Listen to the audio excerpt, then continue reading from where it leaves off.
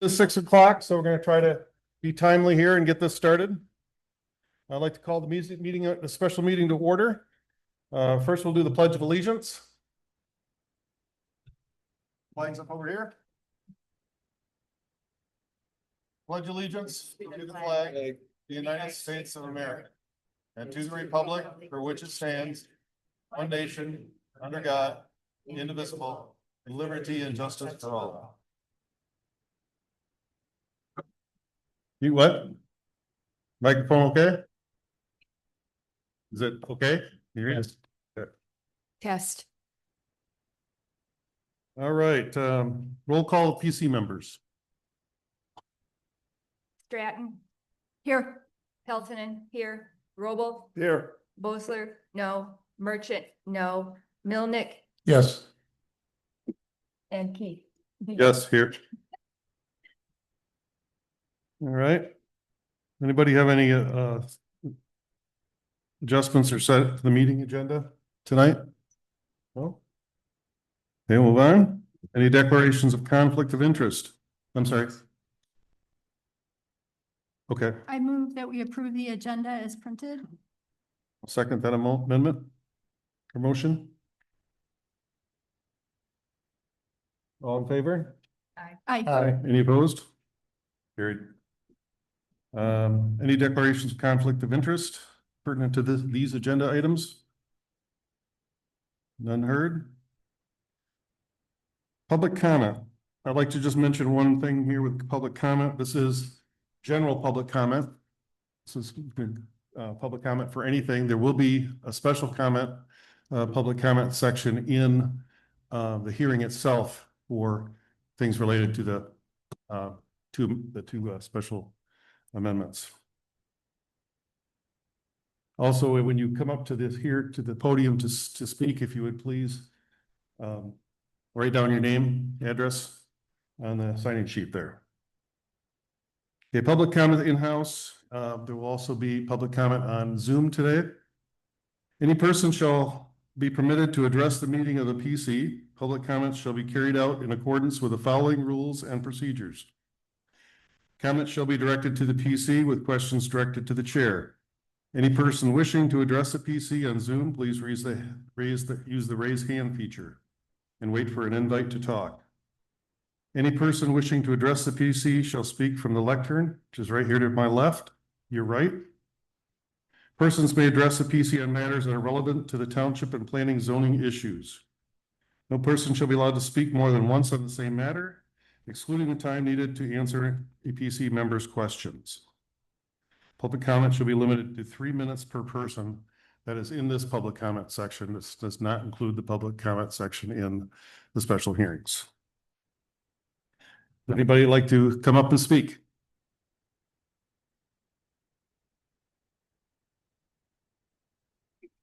Okay, none seen here. Anything on Zoom?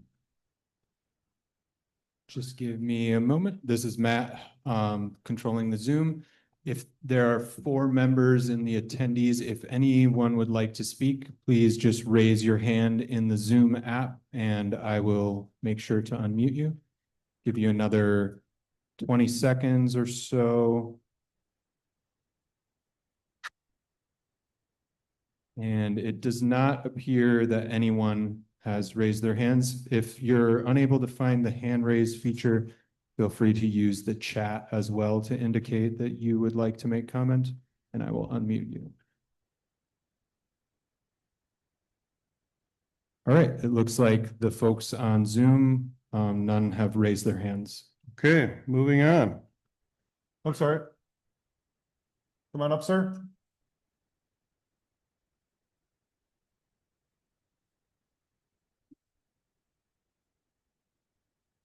Where's the sign-in sheet? Right down the lectern.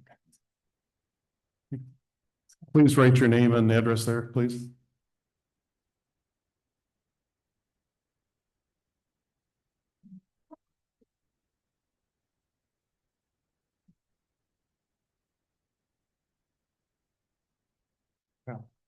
My name is Gordon Freeze, and I live on Skigmont Point Road. And I'm totally opposed to short-term rentals. I've had them next door to me and had a lot of problems, and there's no enforcement. And you can call whoever you want and they don't show up. I've had confrontations and, anyways, I'm totally opposed. And I think if you do go ahead, you ought to have some big fines. Fines ought to be started at $500 and go up from there. That's my short words, and that's how I feel. Thank you. Is there anybody else? All right, moving on. Oh. I'm sorry, I guess I'm not seeing the hands coming up.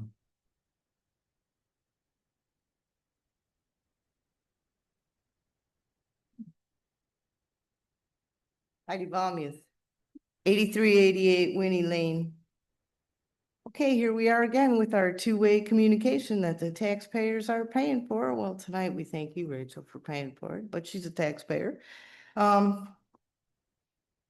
We either got to figure this out. We either got to give Zoom all the time. This when we feel like it is not working. There's people driving hundreds of miles and then they find out it's Zoom at the last minute. We got to do better than this, okay? We deserve better than this, and you guys are better than this, okay? If you don't want to hear from the public, then I suggest you spend most of your time off banging on doors because you represent all of us. Don't mute our voice. Sometimes people have to stay home with children. Sometimes they're sick. Sometimes they're stuck at work. If they're willing to zoom in and pay attention, then you need to give them that respect and give them that choice. Okay, because whether they're a taxpayer and they live here, or whether they pay the highest taxes and want to live here someday, that's their choice. But we need to come to terms with this two-way communication, because it's not looking good from a public relations standpoint. Thank you.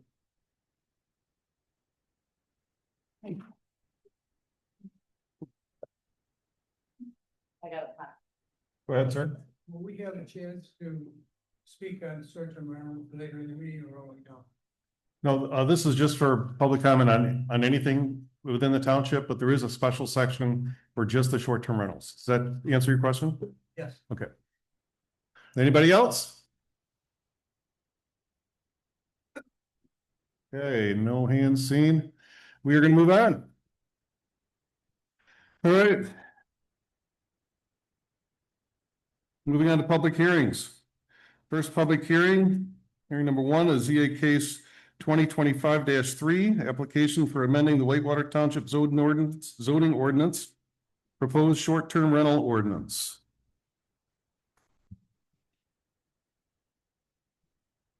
Okay, I'll say the motion to open this public hearing.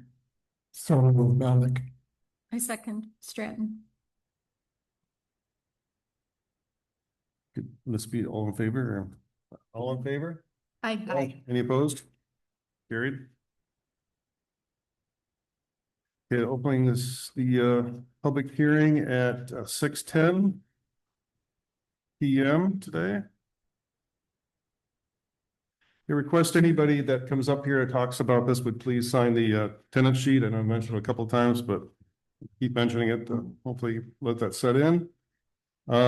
This public hearing was published on Saturday, August 9th on 2025 in the Record Eagle. The public hearing is on short-term rental and a new ordinance that has been brought forth for consideration. We'll have a brief introductory presentation by the zoning administrator. Deb Graber.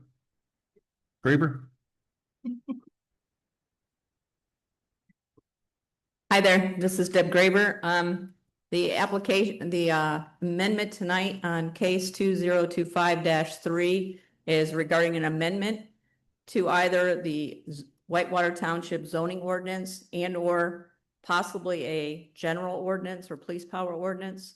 It really wasn't clearly defined in the application itself, and I'm not sure if they were 100% clear on it as well. I know that they have a presentation that they want to do tonight, and we have a lot of people to be heard.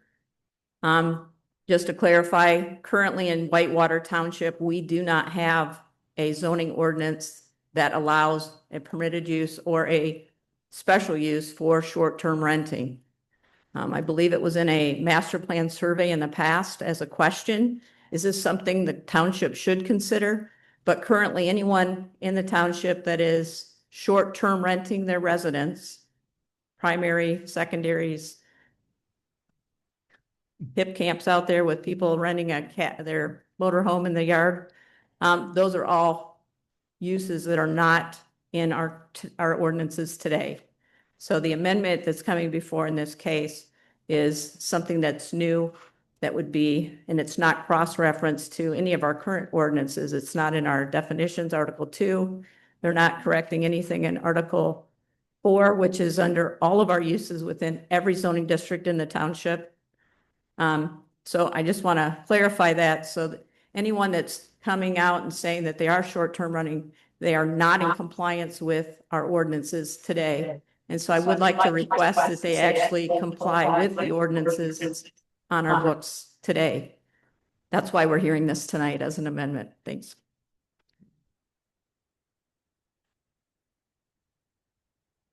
The next on the agenda, it said we were going to read any written comments received. There is. Sorry? Yes. I'm just going to mention this real quick. There was written comments that have been received, but there's been so many. They've all been posted on the website for view if anybody wants to see them, but we're not going to read them all here due to the time frame that we have. Go ahead, Rachel.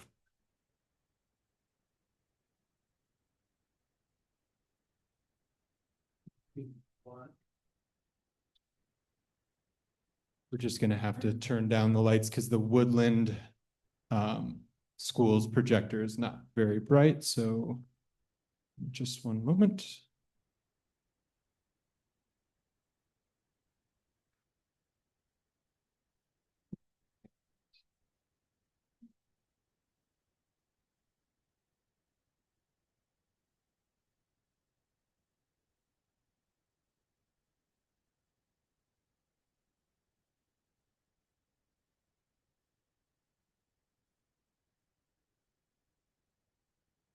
Ready? There we go. Okay. Good evening, everyone. It's wonderful to see such a great turnout. I'll admit standing here is a bit daunting, so please bear with me as I read my prepared remarks to ensure I cover all the key points without rambling. For those who don't know me, I'm Rachel Steelman, a lifelong resident of Grand Traverse County. I've called Whitewater Township home since 2016 after living on Long Lake, Duck Lake, and in Traverse City. My husband, a builder, and I created our dream home on Crisp Road. When we built, we were unaware of short-term rentals. Since then, we've embraced STRs for our travels, finding they consistently surpass traditional hotel experiences. In 2020, we purchased a neglected property on 51-acre Chandler Lake in East Bay Township. My husband revitalized it, and we've since operated a licensed 5-star STR there without a single complaint.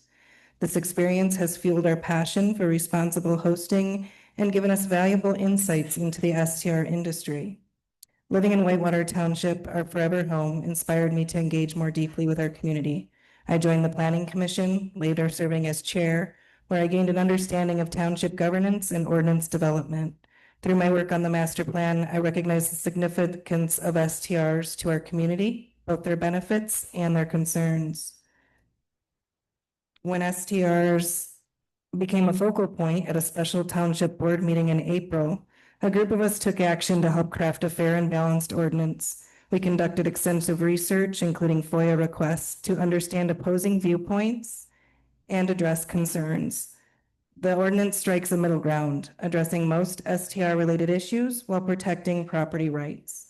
I'm honored to see so many of you are here.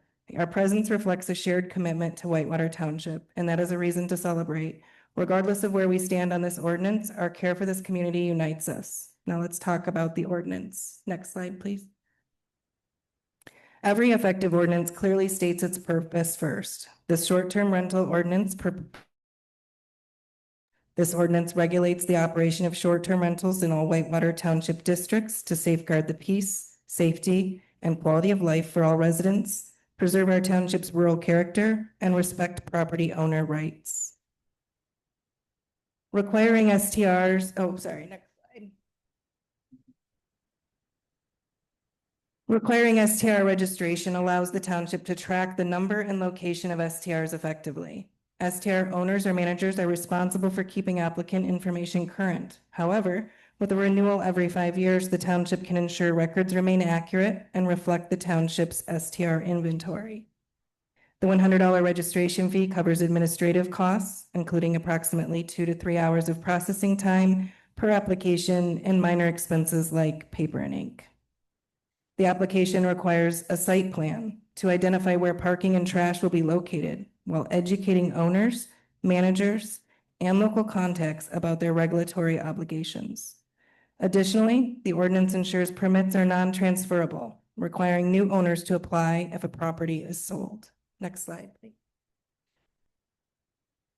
Without diving into the specifics of the ordinance, you can see neighbors are protected from oversized groups, parties or events, recreational vehicles, noise, parking, waste and debris, exterior lighting, signs, and general nuisances. Next slide, please. Safety is a non-negotiable in my opinion. This ordinance prioritizes the well-being of our homes, families, neighbors, and guests, ensuring that safety is taken with the utmost seriousness. Next slide, please. The proposed ordinance addresses nearly all reported issues with STRs by emphasizing there is a local contact person available 24 hours, 7 days a week to the guest and the neighbors. My STR on Chandler Lake has thrived without complaints due to consistent availability and relationship building with guests and neighbors alike. Some key strategies that successful hosts, including myself, use to maintain well-kept properties and foster positive neighbor relations are: some hosts greet guests and give a brief property tour to build rapport, encouraging guests to respect the property through a personal connection. I always leave a handwritten note with my contact information, which promotes accessibility, encouraging guests to reach out directly. Indicating periodic maintenance visits in the property handbook and online encourages guests to maintain the property responsibly. Listing shared spaces like fire pits or lake frontage where the host may join fosters community and encourages respectful behavior. Disclosed outdoor cameras enhance safety and deter issues, promoting responsible guest behavior and neighborhood security. All of these practices promote accountability, respect, and community integration, ensuring STR guests do not disrupt our neighborhoods any more than a resident themselves might. Next slide, please. Our proposed ordinance balances fairness with accountability. Most STR hosts are inherently responsible, driven by the platform's review system. Good ratings mean more bookings and more revenue. This ordinance protects all STR neighbors by ensuring hosts stay responsible. If issues do arise, they can more often than not be resolved quickly through the local contact person without township intervention. If problems persist, a straightforward due process allows for permit termination. Next slide, please. The application is user-friendly while ensuring compliance with the STR ordinance and all related regulations.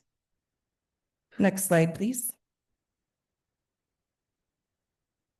This ordinance would require this pamphlet be provided to guests staying in an STR in our township.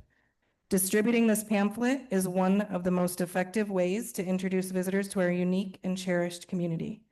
By doing so, we cultivate a sense of community, fostering positive relationships between neighbors and guests while promoting care and respect throughout our township. Next slide, please. To preserve our tranquil rural environment, we include the noise ordinance itself, highlighting its critical role. And be aware, failure to comply can lead to the local contact requiring the guest to depart. These are going to be hard to hold on to. Okay, so to the PC. I encourage the Planning Commission to incorporate a simple modification to this STR ordinance before forwarding it to the Township Board for approval. This change, I'm sorry, it's supposed to be next slide. This change would mandate that lakefront property STR hosts provide their guests with educational materials on lake safety, etiquette, invasive species, prevention, and lake protection through pamphlets or posted notices. Here's just a few examples that I've picked up around town. MSU Extension, things like that. This addition is easy to implement at no cost to the township. Hosts can be required to utilize existing resources such as printable pamphlets from the Michigan Department of Natural Resources, the Elk-Skegamog Lake Association website, or other environmental agencies focused on preserving our precious resources. Given that much of the opposition to SDRs come from lakefront owners, adding this educational requirement to this ordinance addresses their primary concerns, promoting responsible lake use and protection in time for the 2026 season. Next slide, please. Our township is currently facing several lawsuits related to STRs.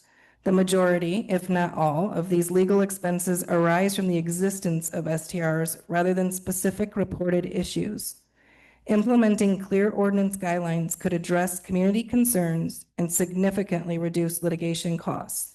Additionally, poor management of STRs can be effectively handled through permit termination. Next slide, please. Short-term rentals bring tremendous benefits to our community. They boost local businesses, provide convenient housing for guests like Great Lake Equestrian Festival visitors, and let families experience the beauty of our up north lakes through cozy cottage stays. Most importantly, they play a key role in reducing blight. I'd like to welcome Eric Johnson, an Island Lake homeowner, to share his story.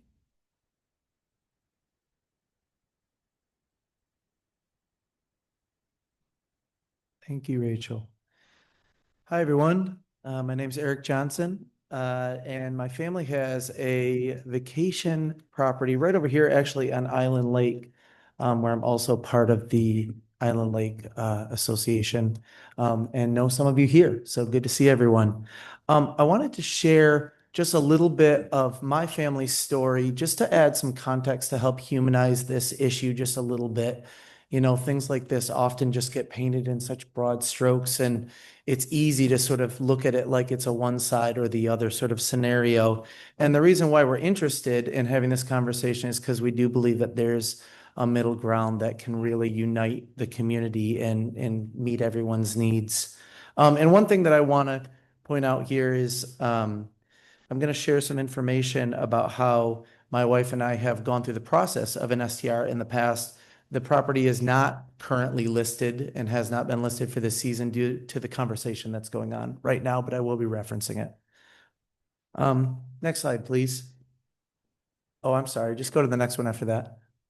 Great. So a couple of things that I want to address. There's a lot of information and some misinformation going around about what constitutes an STR.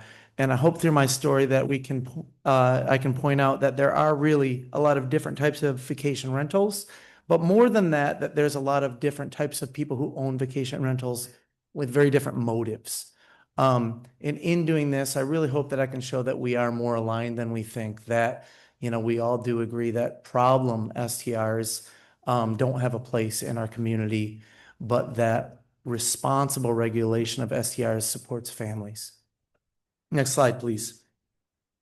So, as I mentioned, Island Lake is a place where my family has a vacation home, and it is absolutely my family's favorite place in the world.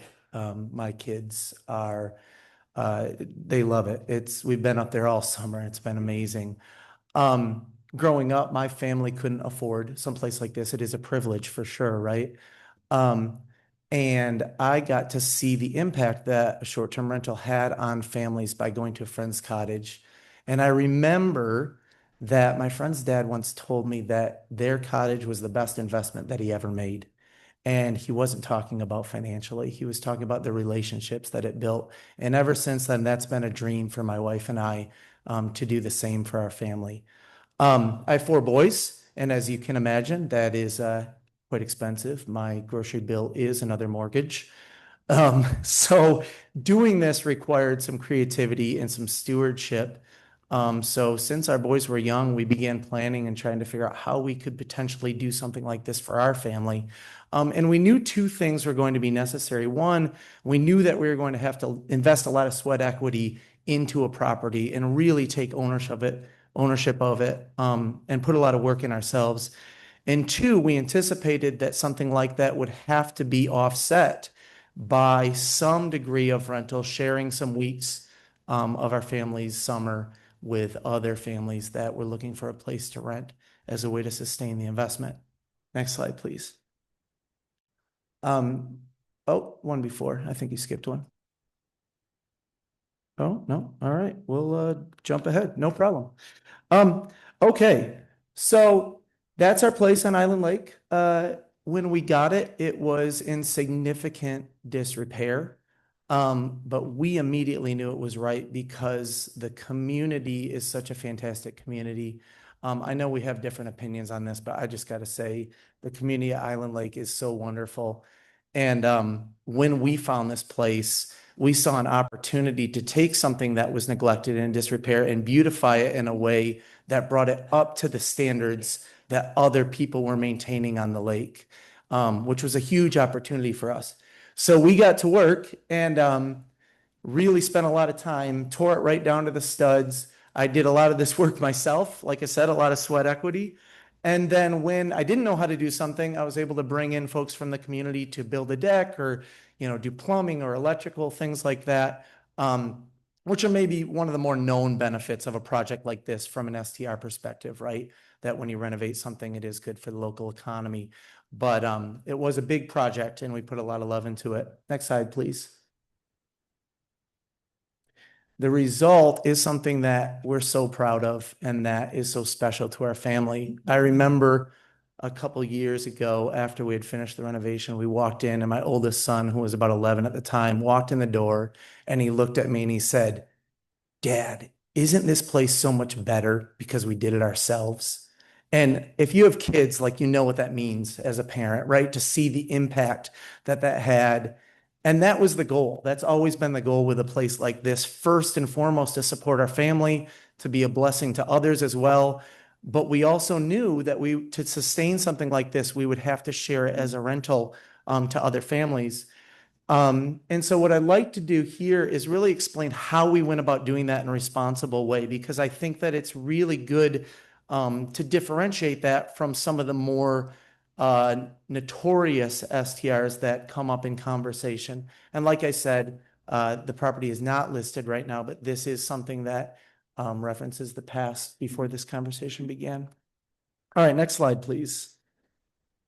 All right, so this is a little bit small, I can see here on the screen, but the idea is, I just want to walk you through like our rental process because I think it's very helpful. The first thing here is that we're very articulate in the listing to point out what kind of a rental we were proposing. What we're trying to do is attract people that either had a family like ours or wanted a quiet place to get away, something that was respectful to the community and our neighbors. And so the main thing that we're doing here, you can go to the next slide. The main thing that we're doing here is really trying to point out the rules and regulations that we wanted to maintain for our neighbors. So things like quiet hours, respect for the neighbors, lake usage, that sort of thing. And in addition, our cottage actually sleeps 10, but we would list it only as 6 because we knew that maintaining a certain amount of group size for the area we were in was going to be important to help maintain peace and quiet and respect for the neighborhood. Next slide, please. The next thing that we did is make sure that we approved all bookings. So one thing that you can do with an STR that I don't know if everybody's familiar with is you do not have to book people like a hotel. If someone wants to stay there, you can vet that person before they stay. So we had a filter set on, so people actually had to request to stay so that we had an opportunity to make sure that they were a good match for the cottage and that they would be a good fit. Next slide, please. One more. Okay, so this is an example of a dialogue that we would have with someone. This is someone requesting to stay, and our response is to reiterate each thing that's in the description, right? All of the things that we're concerned about. And you would be amazed by doing this. What you're doing is you're putting it back to someone and say, "Hey, did you read all of this? And are you aligned with the boundaries that we've set for this property? And that weeds out 99% of folks that, maybe aren't paying attention or don't have good intentions for the property. So that's been a really good thing. And the next slide, please. Every once in a while, though, you get a red flag, right? And you can't read this, unfortunately, but this is a good example of a red flag where I had a group of guys that wanted to come up for a golf outing, right? And maybe they're going to be quiet, maybe they're not, I don't know. But here's my dialogue with them, asking questions, trying to vet out, is this a good fit? And ultimately, they're at the bottom. That's me declining the request because I just didn't feel comfortable that they were going to be a good fit for the environment. And I couldn't guarantee that it was going to be a respectful thing. And the thing is like, my heart's in this place, right? I don't want people to abuse or trash this place because I'm invested. This is first and foremost for my family. It's not a business. So that's really important to me, but it's also equally important to me that we respect the community that we're in because we do have close relationships there and good relationships with our neighbors. Next slide, please. As a result, while this was taking place, we had 0 negative experiences and most importantly, 0 complaints from our neighbors. I actually can tell you one time I would go check in with my closest neighbor next door to track how things were going, right? And I remember going, Sue, how are things going? Has this been disruptive at all? And she looked at me and she said, Eric, you are so strict with these rentals that your family is far and away the loudest one there.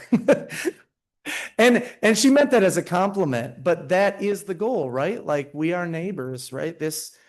For us, this is something that we need to supplement the opportunity to share the space with our family, but that shouldn't come at the expense of our neighbors and of the community. Next slide, please. On Island Lake, we do have an STR that has caused a lot of problems. Unfortunately, it's in Union Township. It is the type of place that allows big groups and allows them to host parties, and they even give them access to their boat, which you can imagine all of these things are a recipe for disaster. And so for me, I'm actually very aligned with the folks on the lake that are concerned about this. As someone who first and foremost is a resident there, I also am frustrated by this because it affects my family's experience, but I'm double frustrated by it because I think it also gives short-term rentals a really bad name. And the fact that we haven't had any complaints from neighbors, to me validates that we are talking about a much bigger spectrum of the issue. It isn't so black and white. You have a rental on the lake that's causing a lot of problems that is concerning to all of us and that does deserve a reaction. And then you have the way that we were running our STR, and it was indiscernible between whether my family was there, whether we were loaning it out to friends, or whether we had shared it as a rental with other folks and other families because of the way that we were operating it. And last slide here, I'll show you. You can go to the next one. This is also very hard to see. This is me being copied on an email that is being shared, vocalizing the dangers of short-term rental. And I don't say that to call anyone out. I've redacted everything in here. That is not my intention. My intention is that this is an honor to me. The fact that I would be included in a list of concerned citizens while at the same time I'm operating a place as responsibly as I know how, tells me that there is a difference, that folks know that I do care about this issue and that I'm with them, even if we have a slightly different perspective on how to go about regulating. It was pretty cool to me to know that I was still considered an important part of that conversation in the community. And I do feel really aligned. Next slide, please. So in summary, that's what I have to say. It's kind of a corny analogy, but the way I think of it is this is problem short-term rentals are like weeds, right? But this community, it's a garden, right? And there are those of us that are trying to build strong opportunities for our families, for our friends, for our neighbors, and try to leverage what we're doing in a responsible way. And you don't weed a garden with a rototiller. You know, you don't come through and just plow it all over. You uproot all the good plants too. And there's a lot of families here that are doing their best to contribute and that really depend on this as a supplement. So the challenge I would give to you is to find a way where we're aligned. I think that we all can see that short-term rentals don't have a place in our community, but hopefully this helps humanize it a little bit and you can see the ways that it affects families like mine. Thank you. Next slide, please. Thank you for sharing your story, Eric. After thoroughly researching, engaging in discussions, and reviewing extensive materials on the opposition to STRs, I found that most concerns stem not from STRs themselves, but from issues related to their mismanagement. To those opposed to STRs, I ask you, would adopting this ordinance better protect your rights, your property, and your livelihood compared to the current situation? Next slide, please. According to the master plan survey, 1/3 of our township supports STRs without regulation, my husband included. However, I believe in finding a balanced approach, a middle ground, if you will. We're all here tonight because we care deeply about our properties and the future of our community.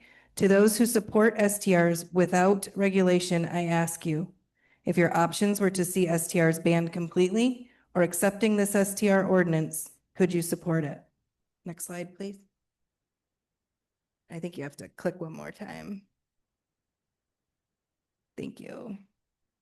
So what are the next steps? Pursuant to Article 21, which governs the submission of this ordinance amendment, the Planning Commission shall forward the amendment to the Township Board with a recommendation for approval or denial.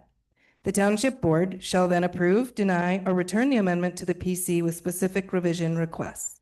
If the Township Board denies the amendment, it may be placed on a ballot for voter approval through a referendum. Next slide, please. It might take 2 clicks. Yeah, thanks. To me, the next steps are clear. The Planning Commission should recommend approval of this ordinance to the Township Board with the caveat, education about water protection, safety, and etiquette be provided to guests is added. This would enable implementation for the 2026 season, addressing most concerns related to short-term rentals. I come to this conclusion because we must be honest with ourselves. Our township already has STRs, and our area is experiencing growth in many ways. We have the power to control how this growth affects and protects all residents. Following implementation, the Planning Commission and/or the Resident Outreach Subcommittee should monitor its effectiveness and propose amendments where needed. Several neighboring townships have refined their STR ordinances post-implementation, demonstrating that this approach is the fastest way to safeguard our community and guide its growth responsibly. Next slide, please. I want to acknowledge that since our group drafted, thank you. I want to acknowledge that since our group drafted this STR ordinance in April, we've listened to public comments, read correspondence, and heard valuable feedback from the community. Several of the suggestions and feedback are on the screen now. While many of these suggestions are insightful and worth exploring, I believe the most effective path forward is to implement the ordinance promptly in order to protect STR neighbors before the 2026 season begins. Next slide, please. In closing, I want to thank the Planning Commission and Zoning Administrator for holding this public hearing, and a huge shout out to the behind-the-scenes team helping with this initiative for our entire township. Now let's hear your public comments and turn this topic into the party it's been dying to crash. Thanks.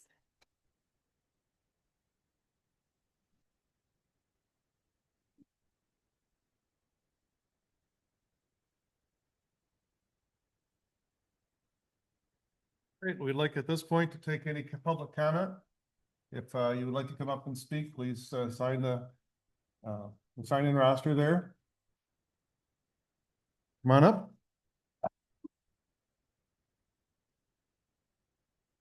I'm limited to 3 minutes. You're not limited to 3 minutes, but I would just like you just could be. Remember, there's going to be a lot of people talking, so just be. Well, hello, everyone. It's great to see you all. This is definitely. Please sign in. Oh, Please yes. sign I in will. and speak into the microphone. Okay.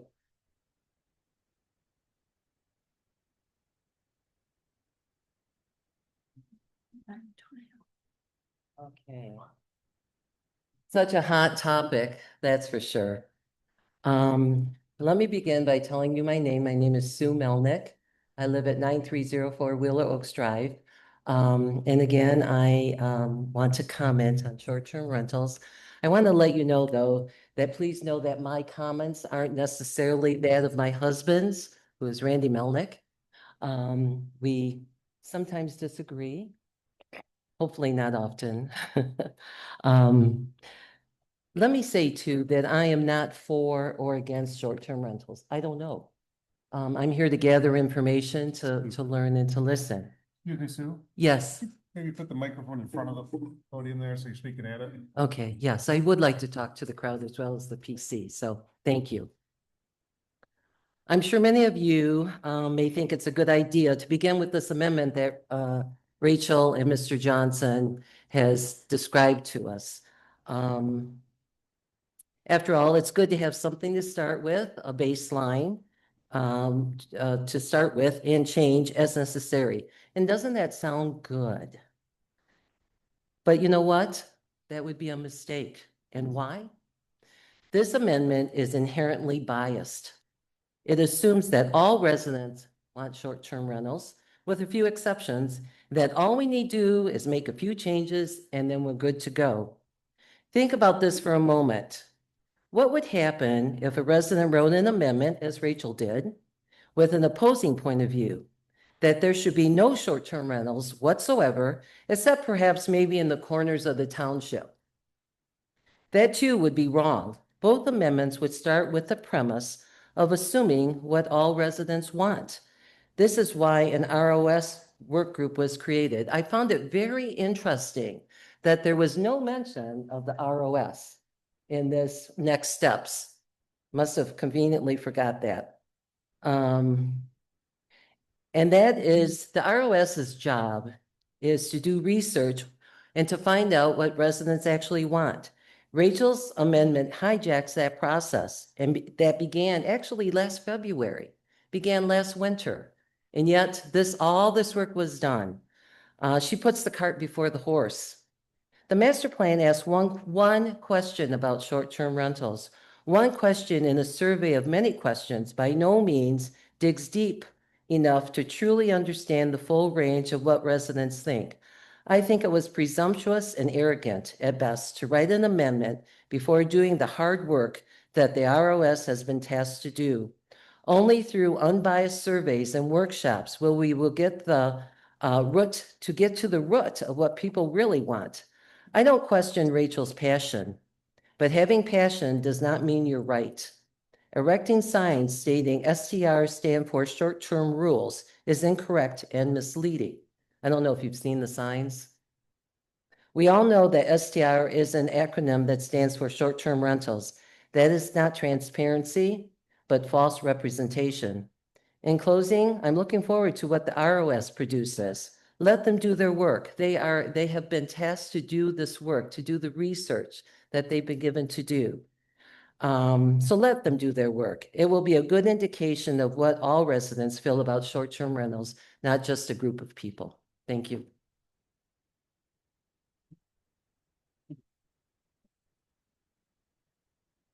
Anybody else? Okay. If you're interested in speaking, if maybe you could come up here to the front and sit in line here, and then way first one to the left will be the next one speaking, and try to do this a little bit in order. Thank you. And if there are any folks that aren't able to get down to the front row, I can bring them a microphone. Okay, and if you're unable to get down here, we have a microphone we can bring to you. Good evening. I'm grateful for everyone to have this forum and allow comments and people to speak, and that so many people are here to express their opinions. And I only wish to speak from my heart on one particular aspect that may affect everyone in this room, because you're only one, and it's personal for me, but you can't ever tell when you'll get the diagnosis that you may not be able to work. You may have a chronic disability, and it may be a loved one, and the medication they need to keep them alive is not covered by insurance. It's quite expensive. And what the heck you gonna do? You want to get a reverse mortgage on your house. you want to sell your property and whittle yourself down until you're, where are you going to go?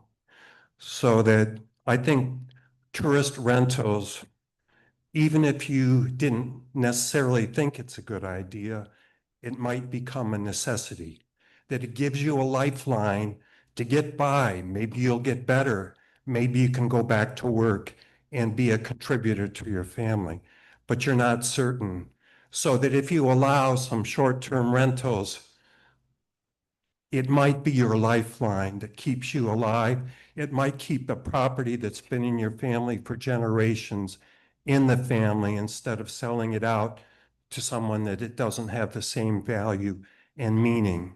So it can happen you don't have to be elderly necessarily.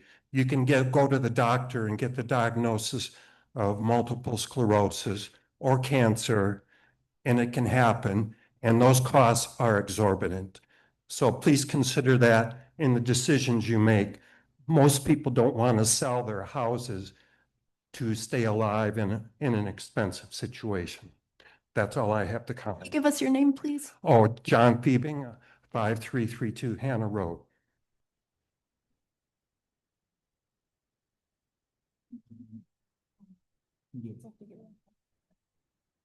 Go ahead, sir. Sign in the sheet and state your name, please.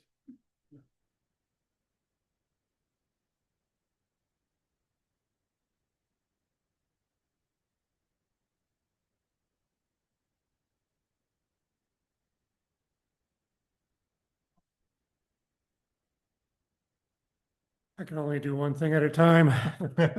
Sometimes I have problems with that. My name is Stephen Hole. I live on Island Lake right here. And I'm also a precinct delegate for the Democratic Party in Whitewater Township. And I bring that up only because of the eloquent story or the condition brought forth by the first speaker here. And that, of course, my heart goes out to anybody facing the medical situation that we are in as a country. And I would just say that the solution to losing our homes because of a catastrophic illness is not a zoning issue. That's an issue about the medical system in the United States of America. So with that, I'll get to my prepared. Home is where the heart is. Our home is on the north shore of Island Lake, a 15-minute walk through these woods. My kids attended Woodland School, kindergarten through 8th grade. When Grace, my daughter, was 6 years old, she got somehow lost between here and there, and everybody was looking for her. Quickly, the neighborhood organized a search party. The Woodland Cross Country team ran all the trails around here, calling her name. As darkness fell, the state police were called, and they came out with their canine dog. And you know where Grace was found? Sitting on the couch of our next door neighbor's house, eating candy and watching TV with Max and Dorothy, who used to live there. She was safe, and the neighborhood had a good laugh and a new story to tell. We know our neighbors, and our neighbors know us. We know who we get along with, who we can count on, and who to avoid. Home is a special place. We've lived on Island Lake since 2011. At least once a week for the last year, it seems, I get a glossy postcard in the mailbox telling me how easy it can be for some private company to help me maximize my return on my investment through short-term rental market. They will handle everything, the marketing, the reservations, the contracts, the cleaning. divvying up the money so we can take off for a week, a month, forever. Airbnb, VRBO, private equity will turn our home into a commodity. I understand the allure of short-term rentals. We can get a mortgage payment in one weekend. We always have an appetite for more money. Think of what we could do. Think of what we could buy. Think of where we could go. I understand the desire of those wanting to set rules to allow short-term rentals in Whitewater Township. I really do. But make no mistake, if we go that route, we will begin to undermine our neighborhoods, the bonds of community that can only be formed when people stay in a place for months and years. Private equity doesn't give a flying fig for a community. They exist only to commoditize and monetize. They are not good neighbors. Homes are where we live. Residential neighborhoods are zoned to encourage flourishing neighborhoods. If we want to allow commercial activity use, we are fundamentally changing the zoning designation. That's what the proponents of STRs are trying to do, even if they don't realize it. Our property rights are defined by zoning. To change R1 zoning to allow capture by private equity is a violation of our rights. We must defend our neighborhoods from commercialization. Thank you.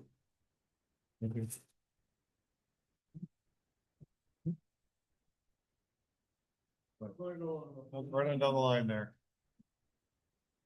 All right, I'll sign in. Can we move the sign-in sheet to the row of speakers? That way we might be able to move this. Sure. So nice. I'll bring it over there. Okay.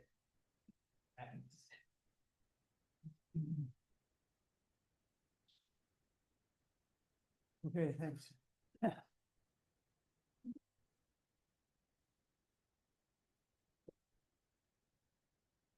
Hello to everyone. My name is John King and I live on Skigmog Point Road, been there 55 years. I'm not in favor of short-term rentals and I just want to pass on some thoughts that I had on that topic. Property boundaries are not clear in wooded areas like Skigmog Point as they are in contrast to like a subdivision. People don't know. Newcomers to the area would not know where the boundaries are. We could have strange people coming onto our property. Some of these topics, other people have spoken to in their common sense, but I want to bring them up anyway. There's increased daytime noise when you have children, multiple families, and parking and fireworks. Roaming people are now recognized as neighbors are. There is increased vehicular traffic, speeding traffic that's a danger to not only the many elderly and young mothers that are pushing baby carts down Skigmog Point Road in the neighborhood. And it's a danger to deer that pop out of the woods all the time. And so pedestrians also working out or running or walking, you know, there's a lot of care that goes into someone that lives in a community and they get to know what is safe for their neighbors, which is not the case if somebody just comes in as a visitor. There's potential, as we know, because this happens all across the country all the time in our schools, cars running into houses, mental illness people causing problems at Walmart in Traverse City, guns, alcohol, loud music. You know, there's a lot of people that come in that are not neighbors. There's a lot of potential. It's not only risky to have short-term rentals, it's risky to send your children to school, it seems, today. Most Skigmog Point residents are seniors, while rental folks are typically younger, more active, stay up later, creating late evening neighborhood outdoor noise and disturbing seniors' sleeping patterns of children, scaring dogs and animals with the loud noises like fireworks and that. And I know that there's the group has been trying to identify what the issues are. But just by identifying and saying you're going to make a list and make a brochure and an encyclopedia that a short-term rental person has to read and understand doesn't mean that they'll pick up the flavor of the community and understand that there's a lot of pedestrians on the road, or that there's babies in the carts that the young women are pushing. There's more drug droppings.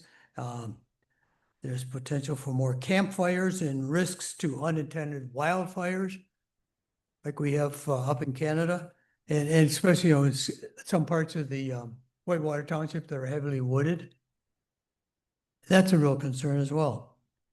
So the negative impact on neighborhood and community character and the negative associated impact on desirability and property values are borne by the property owners, while those that rent their homes pocket our losses with their income. That's one way to look at it too, because it decreases the quality of life with the occurrence of issues that I've been talking about. We ask that the township representatives respects our taxpayers' vision of no short-term rentals. So with all these rules that are listed, they're all very clear and they sound good, but they're just a way to list all the potential problem areas that can and certainly will occur. Property owners in a community don't need such rules because they're more interested in the property and neighbors' relationship.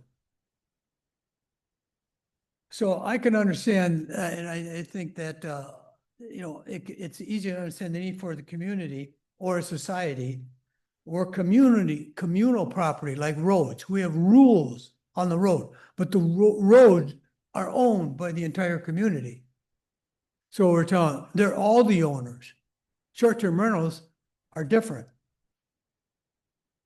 And the people that are coming in and are using the property are not individuals as invested in the community as the property owners. And property owners don't need the rules. Rules simply, another point is that the rules simply give the appearance that everything will be okay. We've identified all the problems, so we made a booklet, they can read about it, and all the issues are covered, but that may not be the case. And I think we're all aware that communities don't permit other businesses. They don't have party stores in the neighborhood, on the street. Short-term rental is a business. It's an income-producing entity, and that's right in our community. We don't allow that in our normal zoning and rules. And homeowners, it's interesting. We don't have a homeowner's long-term rules guide, because we respect our neighbors and we build relationships with them. My Whitewater community is a rural and mostly retired. Instead of an ROS group research, I propose that we ask and let the taxpayers vote, not leave a commission or a group of people to do an investigation. Let's put it on the ballot and let the residents and the property owners vote on whether we want short-term rental. So thanks for listening.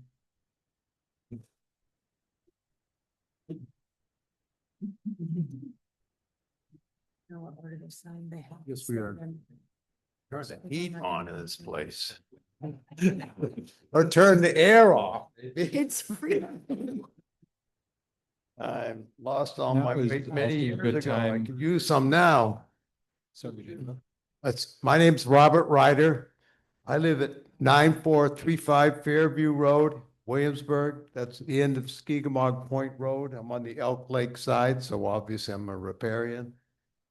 I am totally against short-term rentals, STRs, for the very reasons Ms. Steelman is trying to justify them. To protect the peace, safety, and quality of life of all residents and preserve the rural characteristics of the township.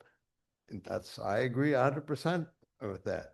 These are the features that my wife and I are the reason why my wife and I bought our place on Skegamog Point 16 years ago. STRs will not protect the peace, safety, and quality of life we come to expect in Whitewater Township, certainly on the lakes. I might add also, the environment, particularly the quality of the surrounding air, land, and water, would be impacted by STRs. Seasonal homes turned into STRs will increase traffic flow on residential streets, impacting air quality, condition of roads, and safety of walkers and bikers. I certainly see that on Skegamog Point Road where I live. Holy Toledo, you'd go walking down there during the weekends, you're going to get run over by these drivers that are driving like maniacs. The septic systems that were designed for occasional use will fail and pollute adjacent water bodies. And I think that's one of my big concerns too. Constant use of these homes, it was not, most of them were not designed for that. They're seasonal homes. Finally, let's see, do I have a finally? Finally, a row of Motel 6 type establishments along private and rural roads will ultimately decrease the property values of residential homes along those roads. In summary, I believe short-term rentals are a bad idea, and the proposed amendment for the Whitewater Township short-term rental ordinance should be rejected.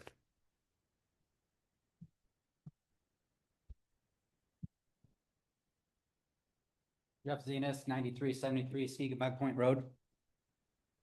I'm here to strongly oppose the proposed zoning amendment for short-term rentals. First and foremost, I firmly believe that short-term rentals should not be permitted in R1 zones. These areas are intended for permanent residential use, and allowing STRs in these neighborhoods would disrupt the very nature of our community. R1 zones are where people choose to live, whether part-time or full-time, and they should remain spaces where long-term residents can enjoy peace, stability, and a sense of belonging. There's a significant and meaningful difference between someone who lives in the township as a resident and someone who owns property here primarily to rent it out for profit, spending little to no time actually living in the home themselves. Residents who make this township their home are deeply invested socially, economically, and civically in its well-being. They are the ones attending our schools, supporting local businesses year-round, volunteering in the community organizations, and contributing to the fabric of our community in ways that transient visitors simply cannot. Approving this amendment would blur the lines between community and commerce. It risks turning residential neighborhoods into business zones where neighbors are replaced with a revolving door of strangers, and stability is sacrificed for short-term gain.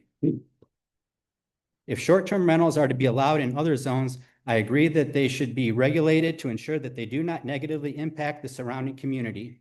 Strong oversight, clear permitting requirements, and reasonable fees should be put in place to cover the cost of additional manpower needed to enforce these regulations and community support.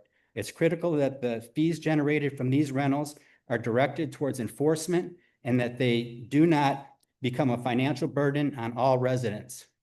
It would be unjust to pass on the cost of managing short-term rentals to those who are not benefiting from them. I also want to address a critical concern that's been raised by this proposed amendment. As it stands, short-term rentals are not currently allowed in our township, yet there are those who are advocating for its change, even though they are knowingly violating the existing ordinance. Commissioners, do you really think that those who are already ignoring the current rules will suddenly comply with new regulations like short-term rules for responsible renters? We have to ask ourselves, if they are not following the current law, what makes us believe they will follow the new rules? This concern is not hypothetical. Our own township treasurer, Jill Koser, has declared a conflict of interest regarding short-term rental discussions, which strongly suggests she's operating a short-term rental on Williamsburg Road, despite the current ordinance prohibiting such activity. If elected officials are not following the law, how can we expect others to do so? This undermines public trust and the credibility of any future enforcement efforts. The reality is that once we open the door to short-term rentals, there will always be those who seek to skirt the rules, undermine the very purpose of regulation. This is a risk we cannot afford to take, especially when the consequences include disruptions to our neighborhoods, diminished property values, and a decline in community stability. For these reasons, I urge you to reject the amendment and preserve the existing restrictions on short-term rentals, particularly R1 zones.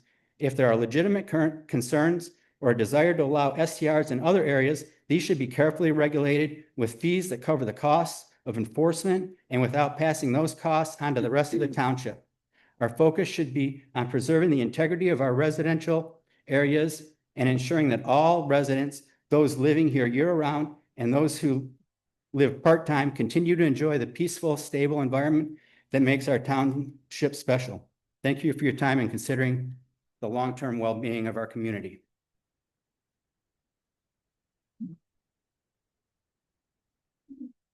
Excuse the interruption. We also have one hand raised on Zoom, and this is a good time to remind folks that if you'd like to make public comment from Zoom, go ahead and raise your hand. And we have one person now that has called in using the dial-in function on Zoom.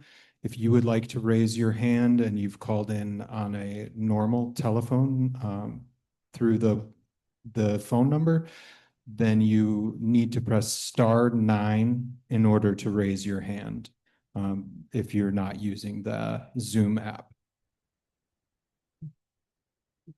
Go ahead. I'm Vern Gothier. I live at 10233 Deal Road, and I strongly support short-term rentals. I support long-term rentals. I support anything that any of my community neighbors have to do to be able to make it in this increasingly hard life to live. Myself, my wife and I live in our home. We live there for most of the year, and we use it for a very short time to be able to bring in some income, because now we have the horse show close to us, and we were provided an opportunity to be able to rent our house for a short time and be able to support our life, to be able to live and do what we want to do. You know, when this board was elected a year ago, when they were campaigning, they campaigned on conservative values.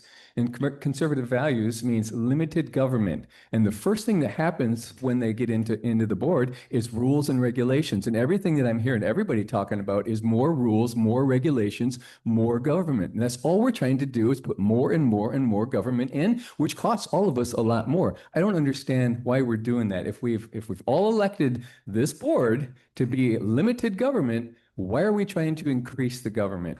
And as far as short-term rentals go, I think that's really ridiculous that people are coming up here with their little stories, and I think it's just ridiculous. Anyways, that's all I have to say. Thank you.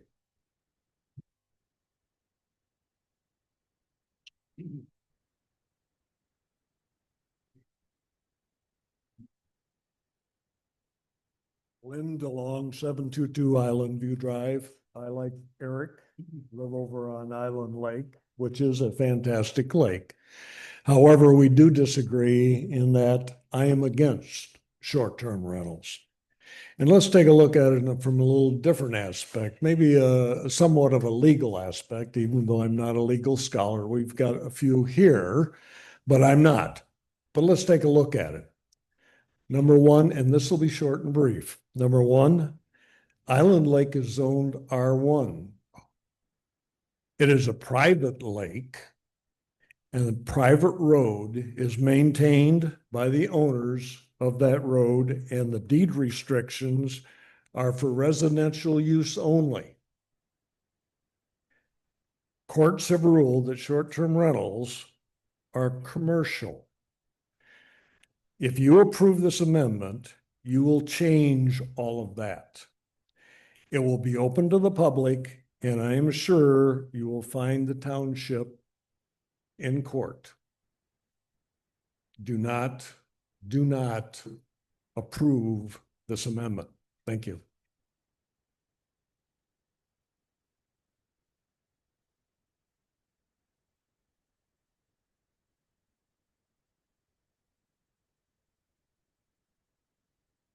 My name is William Clark. I go by Bill. I live at 9436 Elk Lake Trail on Elk Lake.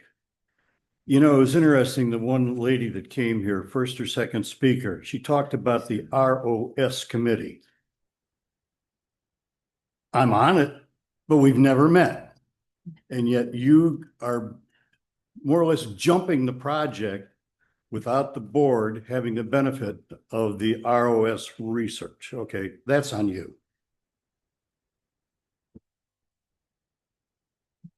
Next, you know, that presentation, slide presentation, very, very nice. But I tell you what, it is so filled with areas that are so vague, it wouldn't be enforceable. Take my word for it. A lawyer of moderate ability could rip that thing apart before it really gets done. And you know, you talk about a layer of government. The administration for this STR, it puts the onus on the township. You guys want to handle this stuff? You got 100 STRs in your area. You want to make sure that everybody is in compliance with the requirements. Right? What are you going to do if they're not? I would amend something that she put in here for an application. You want to get a license to operate a short-term rental, and I'm against it.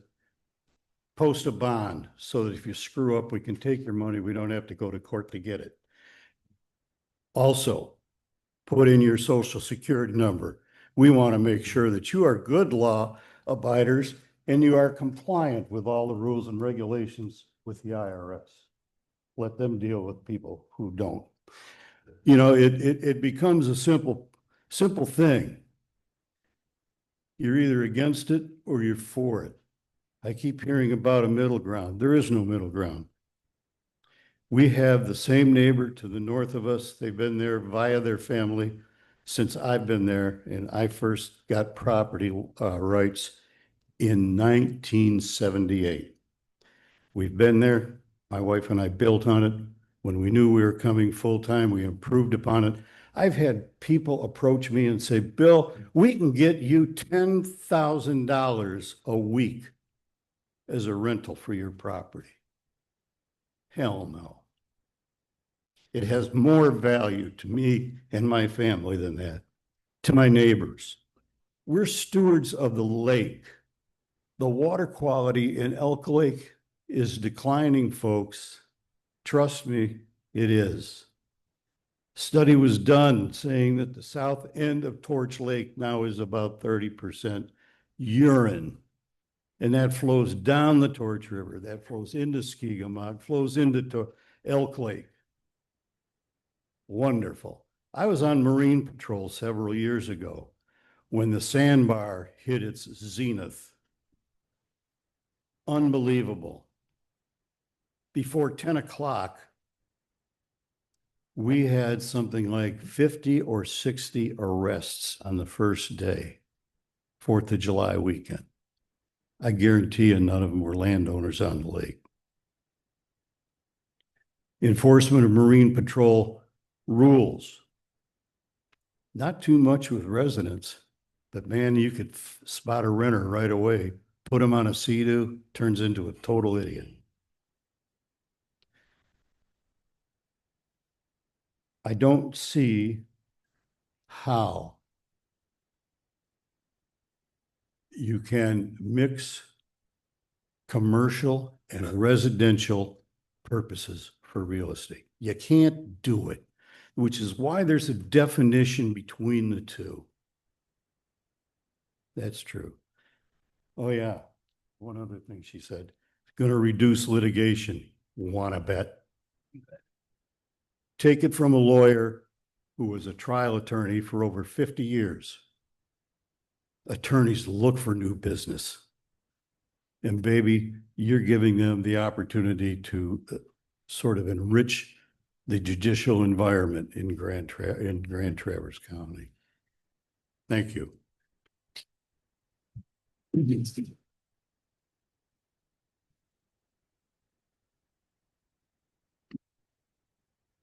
Ron Pop, 6237 Elkview Drive.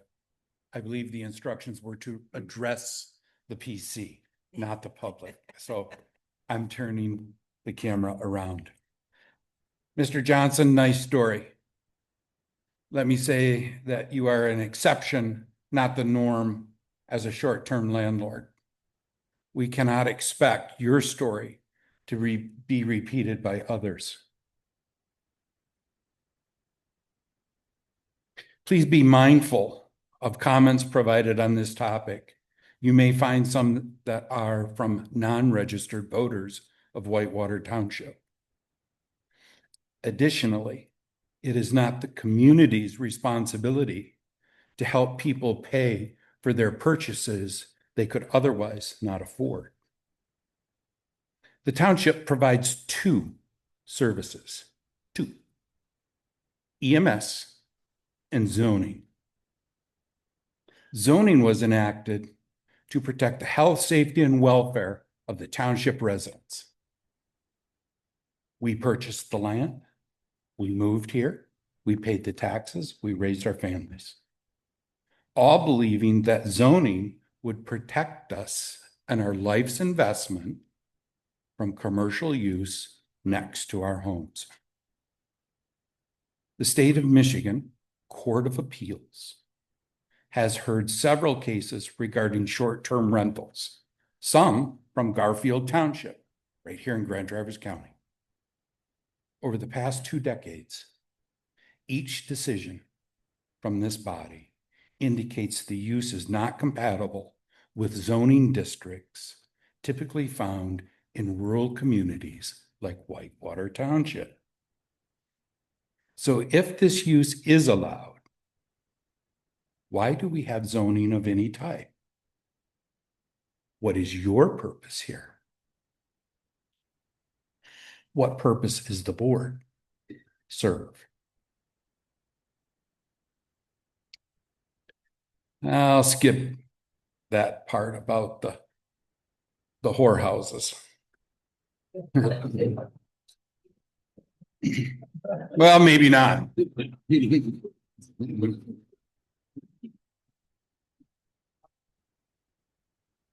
The proposed use really relies very heavily, if not entirely, on neighbors for the first step of enforcement. We didn't sign up for this duty. We want to be good neighbors, but we didn't sign up for this duty. I have some personal experiences, negative, with short-term rentals. I won't share those. In closing, the township does allow bed and breakfast type of lodging here in the township. This type of short-term rental is self-policing, as the property owner is expected to be on site. So there is a way to move forward with this question, just not as this particular ordinance might propose it. One possible solution, if additional lodging is needed, consider the commercial corridor. Let's put motels and hotels where they belong, in a commercial setting, not a residential. Thank you.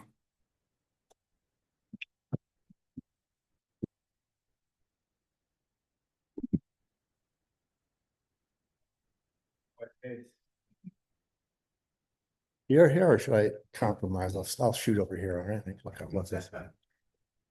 Dennis Dean, I'm from 8778 Carnes Road, and we've been here since pre-Civil War. So we got a little extra date on here. We've always been kind of a farm small farm operation. And so we end up, when I bought the parents' property to begin with, we had two houses, my grandma's, where we moved our grandma when she got a little bit senile, so she'd be close to the rest of the family. And then a former house that we'd lived in. And then my dad had moved across the road and remodeled an old farmhouse. And so they had two extra houses there that they turned out to be long-term rentals to start out with. But our experience with long-term rentals was absolutely a catastrophe. People get in there, you can't get them back out. I mean, if they're really, typically it's only the really bad ones that won't leave. So the place got run down. The inside got completely trashed. There's no way to get them out of there. They ended up being in there 6 months after we evicted them, and they didn't pay any rent for 6 months. So we had to go back in and completely redo two houses that we owned. And we decided we were going to, I didn't realize there's even such a thing as a ordinance that didn't allow you to do what you want to do with your property. But we went back in and redid them, and then put short-term rentals in there. And our experience with short-term rentals has been incredible. I mean, of course, we live right next door to them almost, but they come in, they don't destroy your house at all. They're never there. They're usually Traverse City. They might go to Mackinac Island for the weekend or whatever when they come back in. So you have no wear and tear on your house. I'd say probably half of our people that we have rented out to are repeat. They come back. We greet them when they come in, give them the cherries because our cherry orchards are right next door, and they turn out to be lifelong friends, as it turns out. We've had repeat people just keep coming back. As soon as they get done with one, they say, "Hey, can we get this place for a week next year or 2 weeks next year or whatever?" So we've had a wonderful experience. We do have, we've talked to them. We go over the ground rules, basically where they're at and the whole ball of wax. So we've had extremely good success with the short-term rentals. So we're renting it out for 3 months instead of a year. We're getting probably almost exactly the same amount of money off them, or maybe even a little more. But the idea behind it was that we don't, we have cherry operation, and we have these short-term rentals, and hopefully we're hoping that enough of that would be able to keep all our farming still going, since the cherry business has been so poor in the last few years. But anyway, the idea is that we're using multiple operations to try to keep this family farm. It's been in the family for 160 years or whatever, so that we don't have to sell it and have some guy come in and build up a 15,000 square foot home in there that comes in 2 weeks of the summer. And when they come in, they have we've got some down the lake that have just a huge party when they come in, because they don't have any more of a long-term goal in the community than anybody that's a short-term rental. And they got a lot more rooms for whatever party they want to hold. So I don't understand I really do believe that you want to police it. And the regulation is key. Ours have always naturally abided to whatever regulations we've told them to use. And like I said, it's small enough. We limit the amount of people that can come to our rentals every time. So we haven't really had any problem with big parties. Nobody except that the long-term people that live on the shoreline are firing off their 4th of July fireworks. We've never had anybody light up our area while they're there. But I think that I think reasonably you can come up with a plan that people could abide by the plan, which I commend. I was thinking, try how much work it would be to come up with a plan, but obviously Rachel, is that? Yeah, Rachel has come up with already a plan that seemed like it was pretty reasonable. But I think that with proper with the proper ordinances or whatever you need to do, that short-term rentals should be something that's available to anybody that has that wants to do that. And said my piece, I guess. Thank you.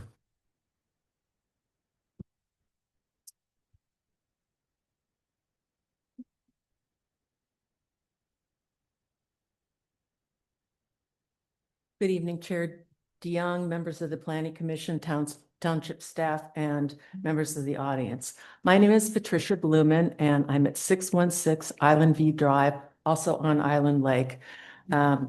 We have been on the lake. My parents purchased it in 1964. So this is our 61st summer. So you can imagine the changes that we've seen on the lake. And unfortunately, short-term rentals is a change that has not been desirable from our perspective. I did submit a letter to the Planning Commission. I won't go through all of it because I know it was lengthy, but there are a few things that I do want to say for the benefit of everyone here. One of the reasons why I oppose short-term rentals, I submitted the letter on my brother's behalf as well, and he's here this evening as well. So when I say we, it's my family. So short-term rentals, like the one that this ordinance proposes, result in the loss of permanent housing from the market through conversion of residential dwellings to exclusive transient use.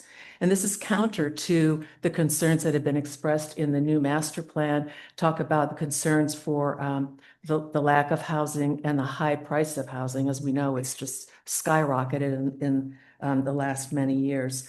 And we've got young families who can't afford to come in. We're a tourist community, and so many businesses are having such a hard time hiring people because they can't afford to live here. So short-term rentals literally take those residences out of the market. They're also not compatible with the residential character of neighborhoods, and this has been mentioned numerous times this evening. A short-term rental that is unhosted is solely a transient lodging use. It is a commercial use. It is not a residential use. And putting it right smack in the middle of residential neighborhoods changes the character of the neighborhood. Allowing them results in documented nuisances and impacts. Short-term rentals around the country and even in other countries, there's been a lot of studies, there's a lot of documentation, a lot of research that has already been done. A lot of cities that had them originally no longer have them because of all of the issues. And they include increased noise, late night disturbances. Oftentimes these will turn into party houses, especially the larger ones. We've got at least one on the lake, someone referenced it earlier. And it's ridiculous. And they're just party houses. Disorderly conduct by lodgers, inadequate on-site parking, inadequate infrastructure. My concern as well was septic systems, especially adjacent to water bodies, lakes, streams, rivers, whatever. And someone also mentioned private roads. So you've got people driving up and down these the private roads, traffic and parking problems, safety concerns, and increased calls for law enforcement services when they should be out dealing with other things instead of nuisance-related complaints like that. Another concern is Whitewater Township does not have adequate staff capacity to ensure compliance with a short-term rental ordinance. So I was a land use planner for 35 years. I'm now retired. I started out my career as a code enforcement officer, and over the course of my career, I've managed several code enforcement divisions and sections of planning and community development departments. And when the applicant said, oh, $100 is enough for a couple of hours of staff time to review an application, not even close.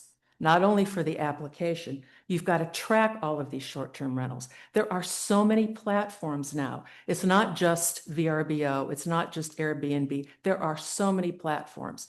We already have many of them operating in Whitewater Township illegally anyway. You're going to have to track them, processing the applications, and then enforcing them without adequate staff resources to do that. And most of the complaints are going to come at night, on weekends, and holidays when staff is not available.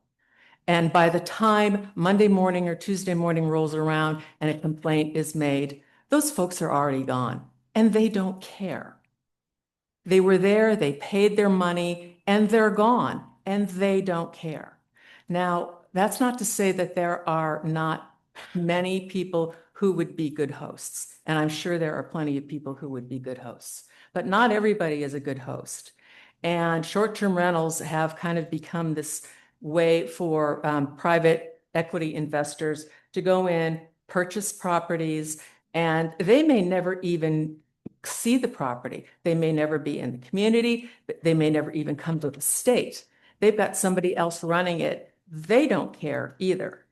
And with the quote unquote penalties that this ordinance, this proposed ordinance includes, there is absolutely no way that that is going to be a deterrent at all. Zero deterrent. And then your staff are going to have to be dealing with this on a regular basis. And they just don't have the capacity. I can tell you that from personal experience. And another thing, as I mentioned, you're diverting law enforcement to respond to these nuisance calls for a use that a community has allowed to put into place. I don't think that's a great idea. And has also been said, Whitewater Township already has a bed and breakfast ordinance. It's for residential zones and it allows lodgers in hosted residences. And my understanding is that was originally the way Airbnb was supposed to be. That was the idea. I have a house, I've got an extra bedroom, somebody comes and rents. And you've got the host on the property. They can control what's going on. Or if you live next door and you've got a couple of places to rent, you're right there and you can go over and you can say, knock it off or you're out of here. But with so many of these private investors that are doing this literally simply for the money, they don't care about the community at all.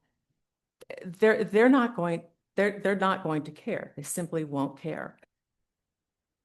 So this ordinance, your B&B ordinance, provides that avenue for people who wish to allow transient lodgers in a manner.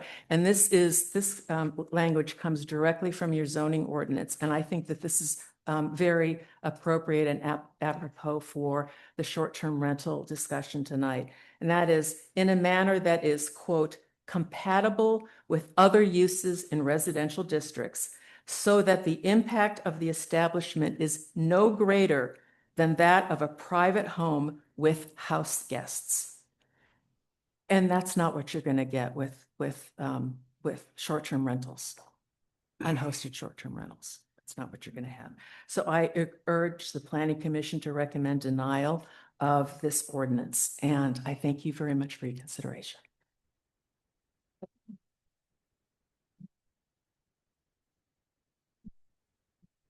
Jason's next. All right. Excuse me for the We're trying to- interruption. Now is another good time to remind the Zoom attendees that if you would like to make public comment, that will come at the end of in-person public comment. Just raise your hand and keep it raised, and we will come to you when in-person public comment has finished. Thank you so Matt? much. We'll, right after Heidi speaks, we'll take a Zoom. Okay. Zoom ones, okay? Go ahead, sir. Thank you. Jason Rojewski, 2005 North Broomhead Road. It was a wonderful meeting tonight. Thank everyone for hosting it. It has been very enlightening and interesting to hear how passionate all of my fellow residents of Whitewater Township are in both directions on this. I've been fortunate. My family moved here in the 70s.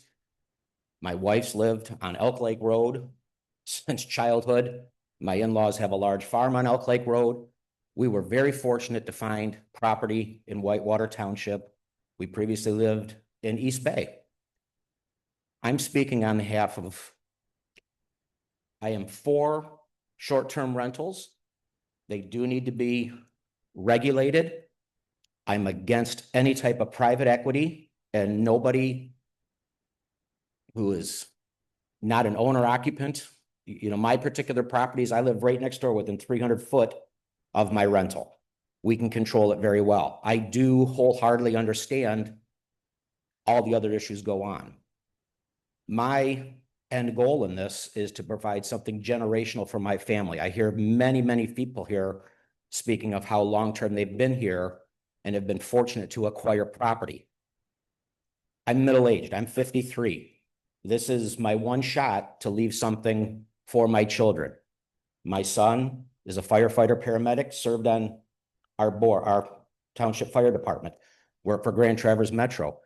He chose to move away and go to East Lansing because of the high cost of living here, but his goal is to earn enough money somewhere else to move back home.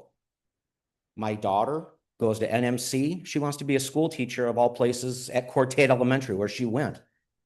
Some of us here are working towards those goals to provide for our future families so they have places in our township. It's very conflicted, and I understand that. And in some people's situations, like the Gothiers had said, it provides you with some short-term income to accomplish this goal for your families, for the future.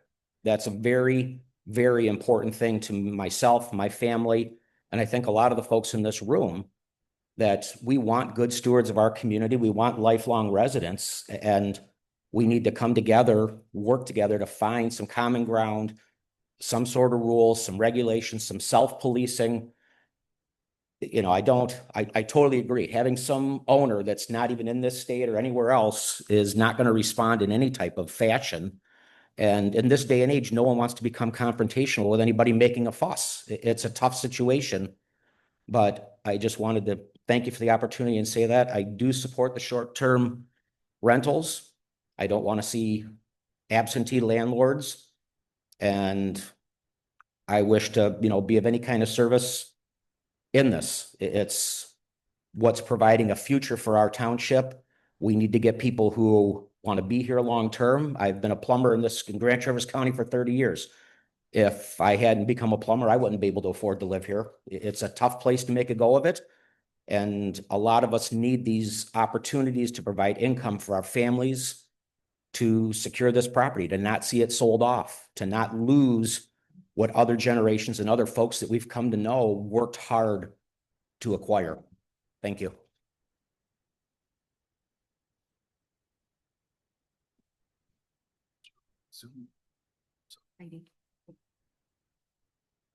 Heidi Volmuth, 8388 Windy Lane, Williamsburg, Michigan, private citizen. You got your work cut out for you, ladies and gentlemen. I'm going to talk about homework, because you know how I feel about homework. Let me make a quote here. Zoning and police power ordinances are not the same and should not be mixed together. Michigan State University. We define everything we do. From the time we get up in the morning to the time we go to bed, we've defined what we've done. In zoning and general ordinances, we also define them.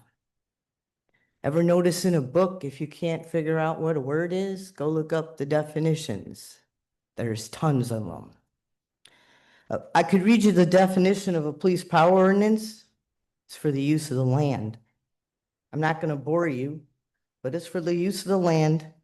And a zoning ordinance uses the land, but it might regulate the activity of the land. Again, Michigan State University.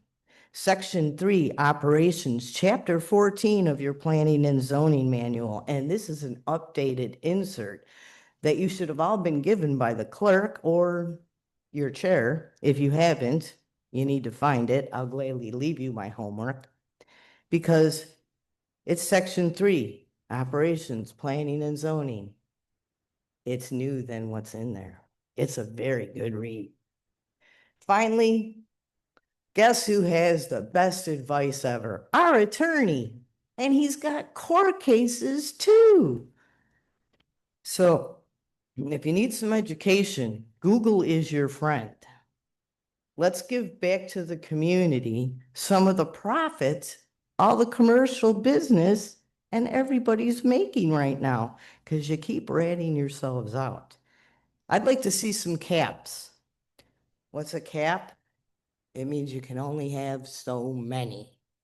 We are a population of 2,800 people. Most of the caps for 4,000 people are 14. Uh-oh. Now what? Is residential good? Obviously not. Is ag good? It borders residential. And you're wrecking the streets now that we all have to pay for.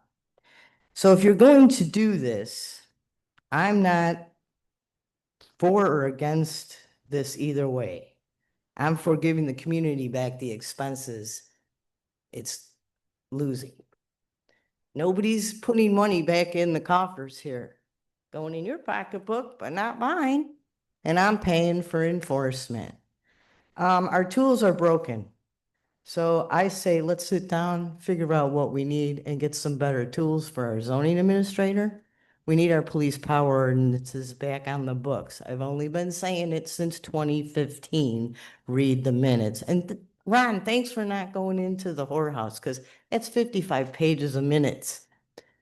You want to know what's happened in this community, people? Read the minutes. All you got to do is go ask the clerk and make an appointment. I am neither for or against this, like I said, but if we're gonna have to pay for it, I say a 35% bed tax.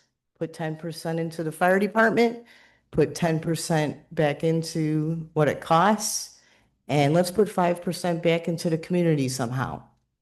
I don't know, garbage cans, tourist litter, recycle bins, maybe that would work. Thank you for your time.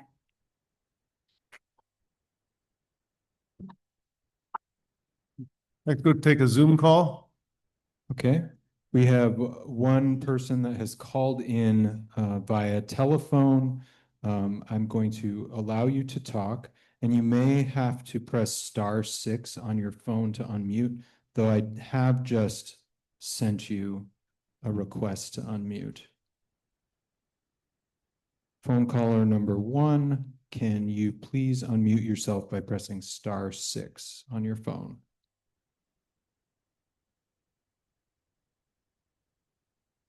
Hi, There we go. my name is Gaurav Chadha. Okay, give me I'm just a speaking moment on to behalf of adjust me and my your wife, volume. I'm Adrian. sorry, we couldn't hear you previously, so give me just one moment. Caller, can you hear me? Yes, Okay, we can hear you in the room now. Thank you. my name is Gaurav Chadha. My address is 9357 Fairview Ave. I'm speaking, on behalf of me and my wife, Adrian. We are property owners on Elk Lake, and I am speaking for this amendment. One thing I wanted to speak at the onset is that, there is a lot of talk about commercial nature, private equity. I just, you guys can't see my face, but I want to assure you that, we are two hardworking people working in the automotive industry, and we live in the Southeast Michigan. So we are not, some LLC or business who's trying to encroach upon, Whitewater Township. So I just wanted to put that out, that anybody who's speaking today seems to be, a genuine resident. I want to start by saying that, the current requirement of 30-day minimum seems to be overly restrictive. We both work in automotive industry, and unfortunately, we cannot maintain a year-round residence in Whitewater Township. That's an aspiration why we bought the property, and we hope to do it sometime in the future. And we are not lucky as some other residents that spoke that, we can retire and live there right now. So for homeowners like us, we have very, varying schedules, and with the return to office, we can only, stay at our property few weeks in the year, especially we have a little one and we also need some childcare. So we would like to, be in support of short-term renting so that we can rent our property during those times when we cannot access it, while maintaining this 30-day minimum. That just limits our ability to actually use our property in a way that we feel is right. And that's what I consider, private property rights. I think it's very well known that many townships that are surrounding Whitewater Township actually allow short-term renting. So it's not that we don't want to rent long-term. I think somebody mentioned the bad experience they had with long-term renting, but you also forget that, a visitor that's coming for the horse show or, just being on Elk Lake, they don't just have the ability to rent in Whitewater Township. They could go to Acme, they could go to Milton Township, they could go to Elk Rapids. So by limiting the, property owners in Whitewater Township to 30-day minimum, you're effectively reducing the amount of people that I can actually market my property to. And, believe me, we have tried, and, visitors don't like to stay there for 30 days. The second point I would like to point out is that, you know, the opportunity to speak here, and I have read all the correspondences, and some of them are my neighbors. And while I completely agree with their concerns, I strongly disagree with their presumptions. My property is at the end of Skegmore Point Road. So believe me, I know about traffic because everybody makes a U-turn around my property using my driveway. The increase in traffic is because it's a public road. People want to drive there and see sunsets. You know, we live next to Skegmore Point. That is, Elk Lake is a public lake. People go through Skegmore Point to go to, you know, Torch River or Torch Lake. So this presumption that all the impacts that you're seeing in the neighborhood are only due to short-term renting is kind of misled. You know, I would like to ask the PC and maybe even, you know, my fellow residents, what guarantees do you have that by just limiting the stay to 30 days, would you see a decrease in the problems that you're mentioning about? I think it's really, you know, like a 30-day renter could be as, you know, bad as like a weekly renter. And so there's no guarantee just that by allowing those 30-day renting policies that you would see a, you know, change in your, you know, environment. And so I feel that this ordinance actually gives you a framework to apply equally the enforcement that you want on all the properties rather than just, you know, few. And, you know, considering that many townships have already kind of used this framework, it just shows that it works. I mean, why would, you know, Whitewater Township is having a discussion that's great. I'm sure other townships in the past had it as well.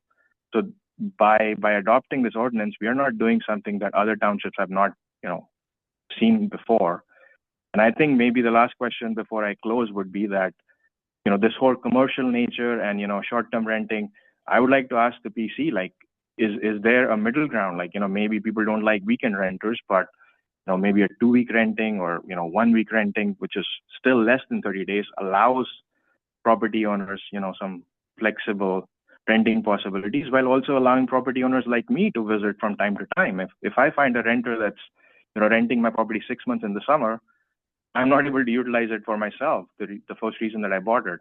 And, you know, I'm not fortunate enough right now to be able to, you know, just own and live in Whitewater Township exclusively. Our jobs need us to be here in Southeast Michigan, and that's where, you know, my viewpoint is. Thank you.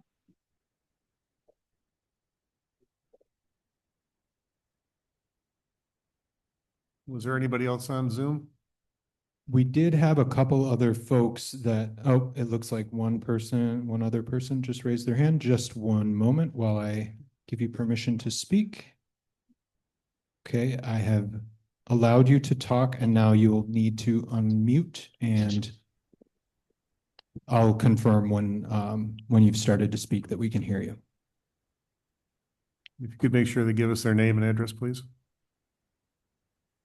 I've unmuted you, user labeled as Brian. Go ahead and speak if you would like to. Yes, thank you, Mr. Chairman. My name is Brian Kelly. I live in Acme Township, and I wanted to give a little bit of perspective from our experiences in this community on process and enforcement and challenges. In Acme, we allow both tourist homes, which are owner-occupied rentals, and we allow vacation homes. Vacation homes are only allowed in commercial districts and on ag properties of at least 5 acres in size. And those are restricted, the number of permits for each of those. And you know, one of the things about short-term rentals is once you allow them, you can't put the genie back in the bottle. You know, you can't say, wow, we did this. It's really difficult. It costs too much to enforce. It's too noisy. It's conflicts. Let's stop this. You can't really do that because I think you end up getting sued. So it's a really significant decision to move forward with something like this. And, you know, the experience in Acme has been, we haven't figured it out yet. Many communities haven't. If you know a community who has figured out how to do this, I'm sure we'd like to hear. And I'll tell you, I attend all the meetings out here in Acme, and of course we have a zoning administrator, and our zoning administrator has an assistant who works about 30 or 33 hours a week. And what our zoning administrator has said is that several years ago, the short-term rentals were fairly manageable. But with the expansion of the equestrian festival, that changed everything. And she has said at public meetings that it has now become overwhelming. They simply, the amount of time required to gather evidence of a violation, to put that evidence together and take action on it. Maybe you do a fine, and to get compliance, it's very difficult. And we don't have it solved here. So I would suggest, if you have good ideas, let us know. Earlier in the meeting and during the presentation, a $100 fee was proposed, and I would say that's not at all sufficient, given the cost. You know, when you have a violation, an allegation of a violation, somebody needs to gather evidence. They need to drive by the property. They need to photograph it. You know, they need to gather recordings, and it just takes enormous time and money to do that. And I don't understand the law fully there, but you can't arbitrarily charge large fees. You can only charge what it costs to do something. So right sizing the fee is very difficult. You know, some properties you may not have issues, but then you have other properties that have issues. So in terms of an ordinance, I think it's naive to think that passing an ordinance will solve these issues, or that it can. I don't think anyone's really solved this. One of the things I think Acme and Whitewater share is a desire for rural character. And, you know, you can go online and find what that means to different people. For me personally, it means quiet. It means protecting the quality of life as we have known it. It's knowing your neighbors. And I think we sort of, if you want to take an old phrase, we want to be away from the maddening crowd, the hustle and bustle. And noise ordinances are extremely challenging. There are different ways of doing noise ordinances. We can look at Peninsula Township and the challenges with their ordinance. You can look at how Acme does it. And, you know, there are many behaviors that don't rise to the level of a violation, but which are extremely disruptive and annoying. Those are notoriously difficult to enforce. Who's going to show up and collect evidence? A lot of times, if they stop the noise when they're warned, then there's no violation. And I know that the short-term rental ordinance is proposed here as I first read it. Maybe it's changed. If there are violations and the fines increase after multiple violations, that all resets after a year. So again, I don't think that's a real good mechanism for enforcement. And the other question is, do they pay the fine? And what if they just continue? You know, those are some of the challenges. I think that, you know, in my neighbors, there's a lot of things that my neighbors could do, whether they were renters or neighbors. Fortunately, I have wonderful neighbors, but that wouldn't violate the noise ordinance, but would be extremely disruptive. You know, I live in a quiet subdivision, which is great. I think even with tourist homes, you know, there can be behaviors where the owner is present that just are annoying. And I'll come back to that in some of my experiences being a renter, a short-term renter. The other thing is, a tourist home, the owner is supposed to be there. How do you know the owner is there? You know, if you have a home that's being somewhat problematic, how are you going to verify that the owner is truly present? Who's going to knock on the door? How do you know the owner just hasn't gone to the store? You know, think about the logistics of enforcing that. And once you allow it, again, it's very hard to stop it, to change that. Tickets and fines go to court. That costs time and money.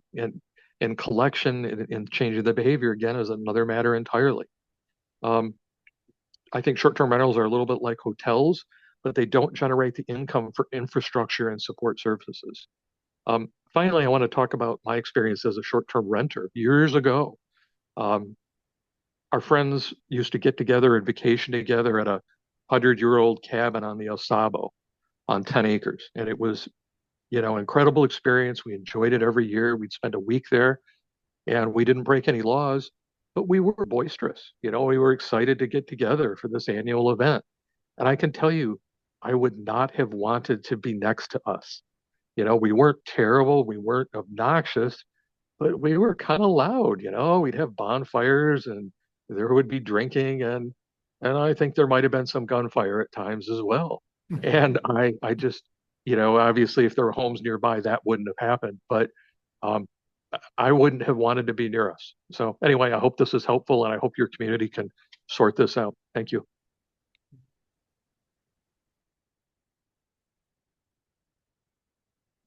Anybody else in house that would like to speak? I'll put this right back up here. And we did have one other user on Zoom that put their hand down. So I'll give one more chance to raise your hands on Zoom. Go ahead. Oh, okay. Take that person, after a couple more of these. Okay. Sorry about that. Okay, mine's gonna be a little bit different. I do have public comment myself, but I had a couple people reach out to me. And I'll say, saying that letters are going to be read, and then when we get here, letters are not going to be read, is not helping your trust with the community. I had a couple people reach out to me that said, they say they're going to read our letters, but we don't trust them. Can someone read this for us? So I have 2 letters that were contributed by individuals who were convinced that you were going to do what apparently you did. So I have Matthew Sterling, Whitewater Township taxpayer since 2015. I'm reading this letter on behalf of Matthew Sterling, a township resident on Angel Road, whom was unable to attend this evening due to work. He is in support of the proposed short-term rental ordinance amendment. I submit this letter as support for allowing short-term rentals in Whitewater Township. I feel that the properly designed and established short-term rental ordinance with appropriate guidelines and application fee structure would only benefit the township and its residents alike. Countless communities throughout the state of Michigan have embraced the economic benefits of a properly structured short-term rental program, which also allows their taxpayers the option to utilize their property as they should choose. I feel that allowing our township citizens the ability to utilize their property as short-term rentals creates a potential to finance improvements on their home without the burden of debt. It also allows options for taxpayers of the township the ability to reduce the burden of the cost of college for their children, vacations for their family, provide an emergency fund for unexpected financial burdens, and countless other options that are each specific to those who might choose to use their residence as a short-term rental. The option of the township taxpayer being able to have short-term rentals in the township additionally brings the economic benefits of the guests staying in these short-term rentals into the township, supporting local businesses, farm stands, and improving the financial stability of the community overall. I also believe that there should be a reasonable standard of an ordinance with parameters that can be enforceable to prevent short-term rentals from being a burden to neighbors, as I too want to maintain the pleasant demeanor that is Whitewater Township. I feel that the proposed short-term rental ordinance allows for the taxpaying citizen of the township to choose what they care to do with their property, as well as establish reasonable enforcement guidelines for short-term rentals in the township. Please vote in favor of the short-term rentals in Whitewater Township. Respectfully, Matthew Sterling.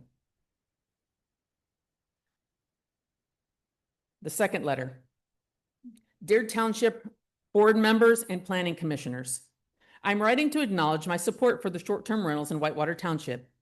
I believe that there should be an ordinance that allows short-term rentals while having some guidelines to help avoid the issues and abuse.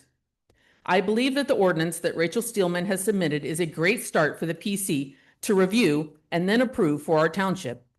I have rented my house in the past, and I was very involved with the renters.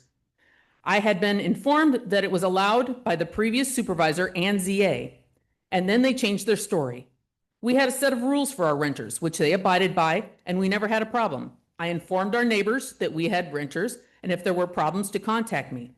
The only reason they knew that there were renters at our house instead of us was because our dogs and cars weren't there. We never had a single issue. We travel a lot, and we use short-term rentals where we go. As a matter of fact, we're at a short-term rental in Rome as this meeting is taking place. That's why I'm not at the meeting. As a user of an Airbnb and VRBO, I can also say that they have rules. If I am reported as a problem renter, I lose my privilege to rent. Short-term rentals are here to stay. It is a new way to travel, and for many, it is a preferred way. It has helped many homeowners earn extra money, which appears to be putting back into many of the homes. As a result, homes are maintained and even improved. It is also bringing money into our area. Renters are using many businesses in Whitewater Township, along with the Traverse City area in general. Don't let a few bad homeowners ruin it for the entire community. Take this opportunity to tweak the proposed ordinance so that those they want to rent are able to. I will say that when some of these decisions are voted upon, those that have been elected or appointed into positions on the board should state that if it is a conflict for them to vote. I had an email that a PC member, David Bosler, sent out stating he is against short-term rentals. He should not be allowed to vote on this if he is voting on his personal opinion or that of the community at large.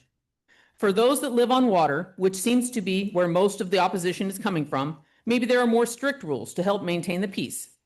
We all live in Whitewater Township because we love the area. I do not want to see it ruined by short-term rentals not regulated. I truly believe that there is a way to allow short-term rentals with an ordinance and spell out the do's and don'ts that will keep everyone happy. Thank you for your time and service, Vicky Beam, 6847 Baggs Road, Northwest.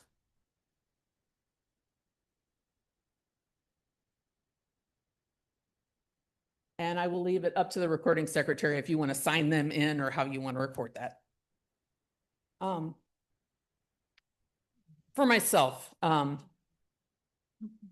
this is obviously a proposed zoning ordinance amendment. If it wasn't a proposed zoning ordinance amendment, we wouldn't be holding a public hearing in front of the Planning Commission. And I hope that you are all aware, and that's what you're looking at. I find it disappointing that the Planning Commission, I don't know if it's advice from council or what you were told or what guidance you were given.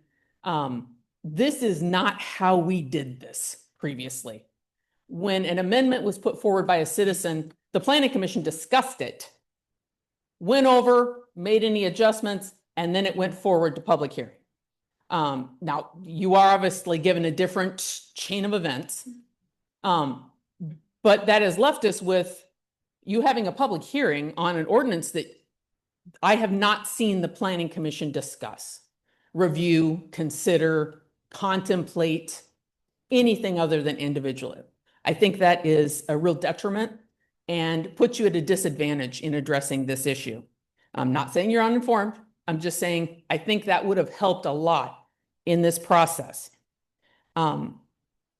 It's probably obvious from the letters that I read. I'm in favor of short-term rentals. I'm also in favor of some basic guidelines. As Benjamin Franklin said, common sense is not very common.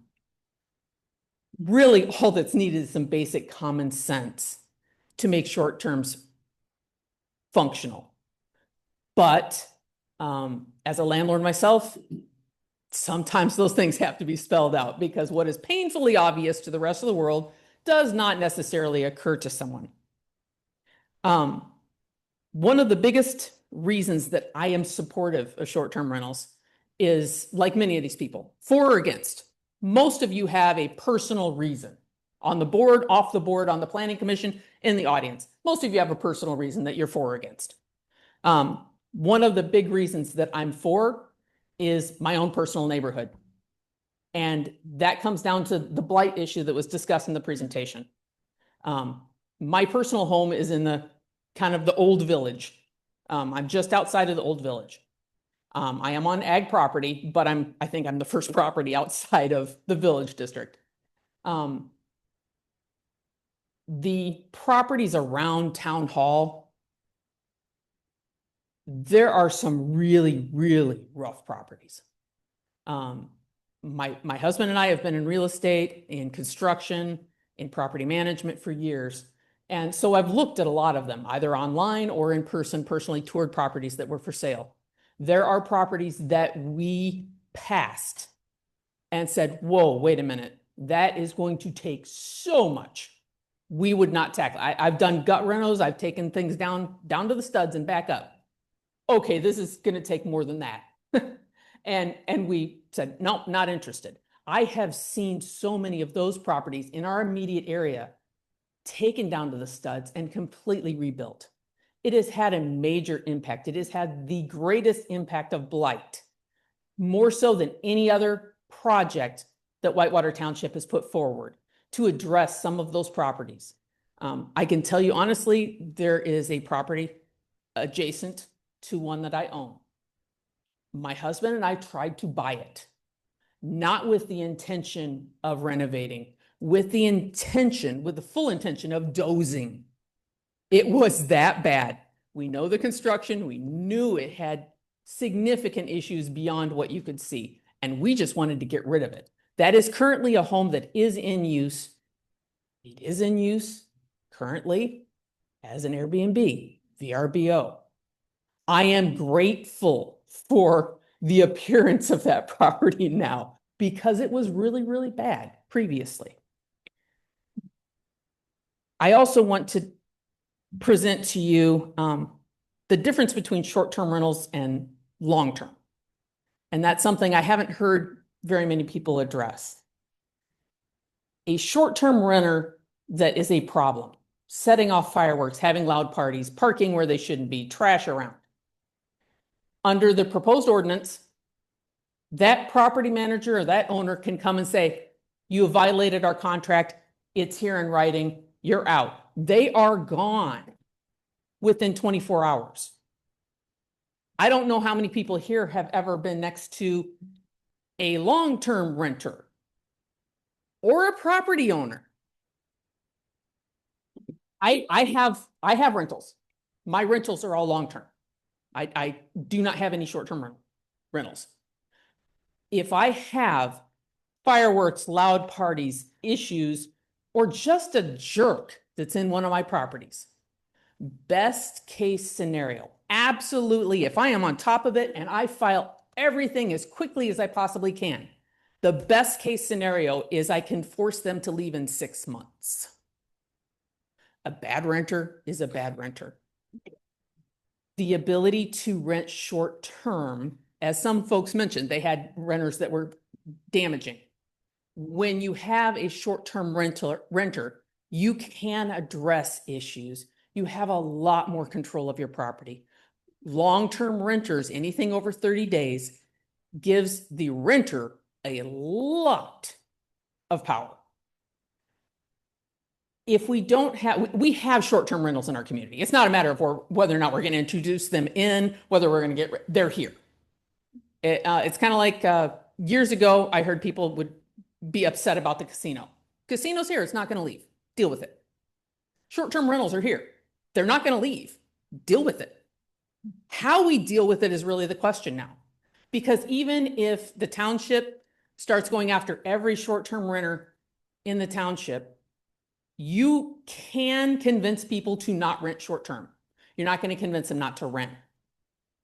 And when they shift over to a 30-day model and go to midterm rentals, there actually is such a thing. Midterm rentals, 30 days or more. You lose the ability to remove problems. You lose the ability to evict people that are causing disturbances.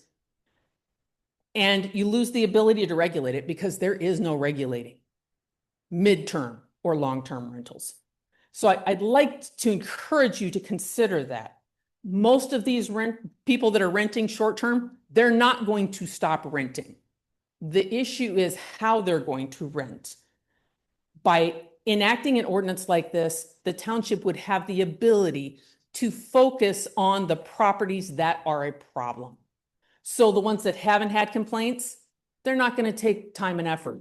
The ones that are the problem, you can focus all of your attention on those individual properties. They can lose their permit. They can lose their license.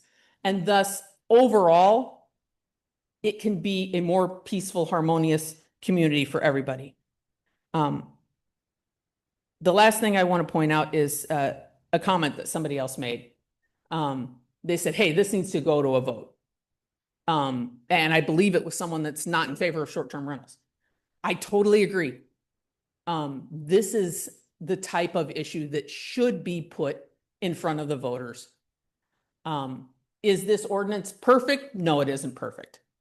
But if this ordinance isn't passed, it took Whitewater Township 6 months just to put together your ROS.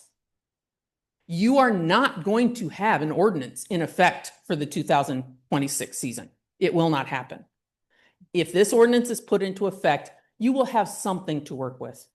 The ROS, I'm not saying there isn't a place for the ROS. The ROS can put together the visitor's guide. The ROS can reach out to the community and see what's working, what's not working, and we can take it from there. No one in this greater up north area that has short-term rentals has hit it out of the park on the first shot. We had the advantage of having other ordinances that we could look at.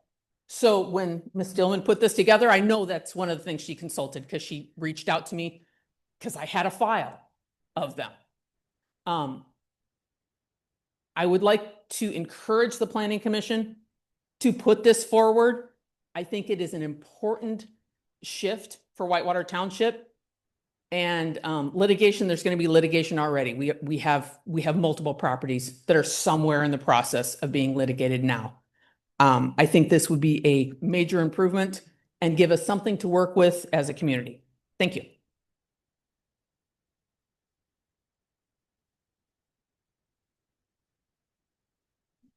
Anybody else like to speak in house?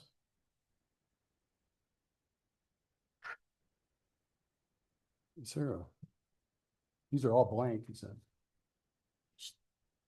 There should be one. Probably a full one in there. There is I have to, but start another one. Can we need that though?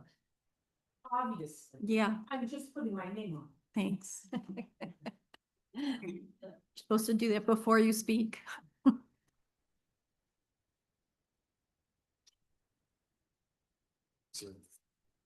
Thank you, Mr. Chairman, members and of the commission. At this point, there really isn't a whole lot left to be said that probably hasn't been said. But I think it's important to emphasize that every one of us, when we bought our property in Whitewater Township. Sir, I'm sorry, we didn't catch your first name.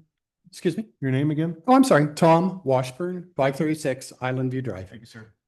As I'm saying, every one of us who bought property in Whitewater Township knew or should have known that it's zoned R1 residential zoning. This is not a new issue in the United States of America, and it's not a new issue in Michigan. I looked them up. I'm a lawyer. I don't represent anybody but myself here. I looked them up. I could find 46 cases that were reported in Michigan that mention short-term rentals at all. And every single case found that short-term rentals are violate residential use zoned areas. There's two streams of thought to come out. One is it's the nature of the occupancy.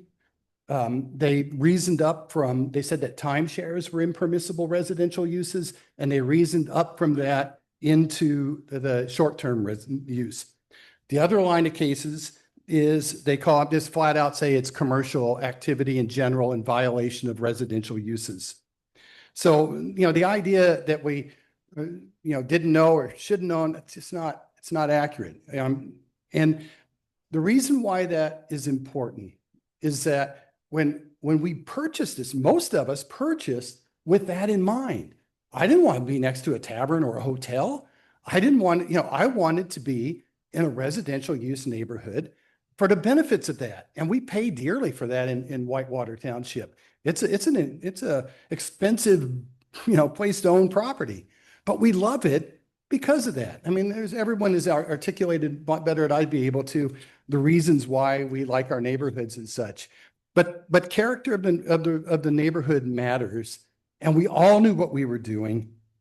And just I hope that you folks recognize that when we change the use by amending it to, if we were to do that, to allow short-term rentals, you're taking away from a legal existing use that most of us care deeply about and pay dearly for. Thank you. Yeah, this gentleman was in the theme. Okay.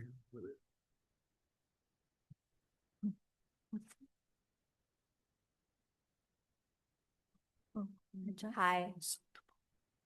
Everyone's taller than me, sorry. Hi, my name is Jess Wagner. I'm a resident of Leelanau County, but I'm here on behalf of the Michigan Short-Term Rental Association, or MISTRA. I'm here tonight to support fair permitting for short-term rentals in Whitewater Township. I'm local to Leelanau and I own a property management company. So while I don't call Whitewater home, many of my clients and friends do. And what happens here tonight will shape the community as a whole. The first thing I want to address is the standing ban on rentals because there's no mention of it in the current zoning documents. That's not surprising because at the time zoning was written in Michigan, rentals and second homes were a common practice and thought to be residential use. And I just followed the lawyer, so I'm going to say a similar thing. I'm sorry. Since Michigan has now ruled short-term rentals as commercial zoning use, though Maestro would strongly argue this is inherently incorrect using the definition of residential zoning and the opposite decision that's been made in many other states actually around the country, including Washington, Texas, Nevada, and Mississippi. Townships are feeling pressure to establish the place of rentals within their zoning. I am not sure if this has ever been actually reviewed by an attorney in Whitewater Township because it violates the Michigan Zoning Enabling Act, specifically MCL 125-32-7, which states that zoning cannot prohibit completely landfill law use where there is a demonstrated local or regional need. Whitewater has one of the largest horse shows in the country, and it is the largest economic driver of tourism for the entire region, surpassing the Cherry Festival. This would classify as a local need without question, as lodging is a necessary piece of this multi-month event. Not only are the citizens of Whitewater missing out on the opportunity to financially benefit from this tourism, but the township is putting itself at risk of lawsuit by violating the Zoning Enabling Act. One of the more common examples we see of this is Peninsula Township, and they actually do allow in agricultural zoning. You see a lot in the newspapers, and they don't mention that. So even some of our more common examples, it is allowed in certain zoning areas. Going off script here, a lot of what we've been talking about tonight is lakeside use and R1 zoning. But when we talk about permitting an ordinance, it has to be allowed in some form of zoning. It does not have to be allowed in R1. And so that's something that could be discussed as you're writing your ordinance. Since we've established that this should be an ordinance allowed in some capacity, I would like to address how a fair ordinance would reduce complaints around short-term rentals. The purpose of an ordinance is to set rules and what happens when rules are not followed, which would be a revocation of their permit. If the concern in the community is large groups or noise violations, you establish renter caps and a good neighbor policy. If the concern is neighborhood character, there is so much short-term rentals can offer in keeping homes at a high standard, often lost and unoccupied second homes. An ordinance establishes accountability to the community from hosts and lays ground rules for what happens when that trust is broken. So how do you write a fair and balanced ordinance? First thing you do is check in with your community, which you guys are doing tonight. What are the concerns from both rental owners and neighbors of renters? The business owners, which I haven't seen represented tonight, but business owners are a huge part of what happens around short-term rentals. That's where the renters are spending their money. They're spending it at your local businesses. They are paying your cleaners who are cleaning these homes. They're paying maintenance workers who are maintaining the homes.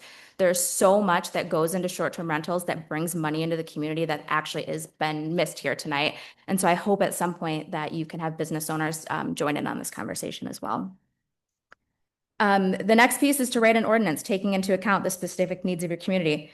Rachel provided one example today, and it was a really great example. But there are many options out there to review. Maestra is happy to step in and help review any ordinances or answer questions. Our organization stands for Fair Ordinances that protect the owners, renters, and the community. We are not here to say that everyone should be able to rent with no repercussion for bad operators, but we also do not support ban of rentals in a whole township. We are here to help you write the best ordinance possible, so please use our knowledge and expertise in the matter. Tourism is here, thanks to one of the most successful marketing campaigns in history, Pure Michigan. So you can continue fighting it, or you can find a way to work with your community in a peaceful way that benefits businesses and residents. This is me speaking on behalf of Maestra, and now I would like to speak on behalf of myself. I feel like I'm one of the youngest people in this room. I'm the person that you would want to bring into your community. I'm a young mom and I have 3 children. I'm a trained pharmacist and I've worked in the emergency room for 10 years. I lost my job a couple years ago because I had a child who needed a lot of medical care, and I was let go because I would not return to my job and leave my son in the ICU down in Ann Arbor. Because of that, I started a property management company that allows me to take my disabled son with me when I work. And I travel to these houses, I am present there, and it allows me to continue to live in this community. My family couldn't live here if I didn't work. And so I had to find a way to continue working while being able to care for my child. This job has given so much to my family, and without short-term rentals, we wouldn't have it. I care so deeply for the community. I care for the clients that I work with. I care for the renters. This is so important to me, and I am not the only one. There's so many people out here like me that benefit from short-term rentals, and we don't want the bad operators in the community either. Places that don't allow rentals, it hurts us deeply. It hurts the community, it hurts me, it hurts my family, and it doesn't allow us to be here. So thanks for letting me talk, even though I'm not a resident here. I'm a resident next door, and I really appreciate everything you guys are doing. And again, on behalf of Maestro, we're here to help, and we want to help your community.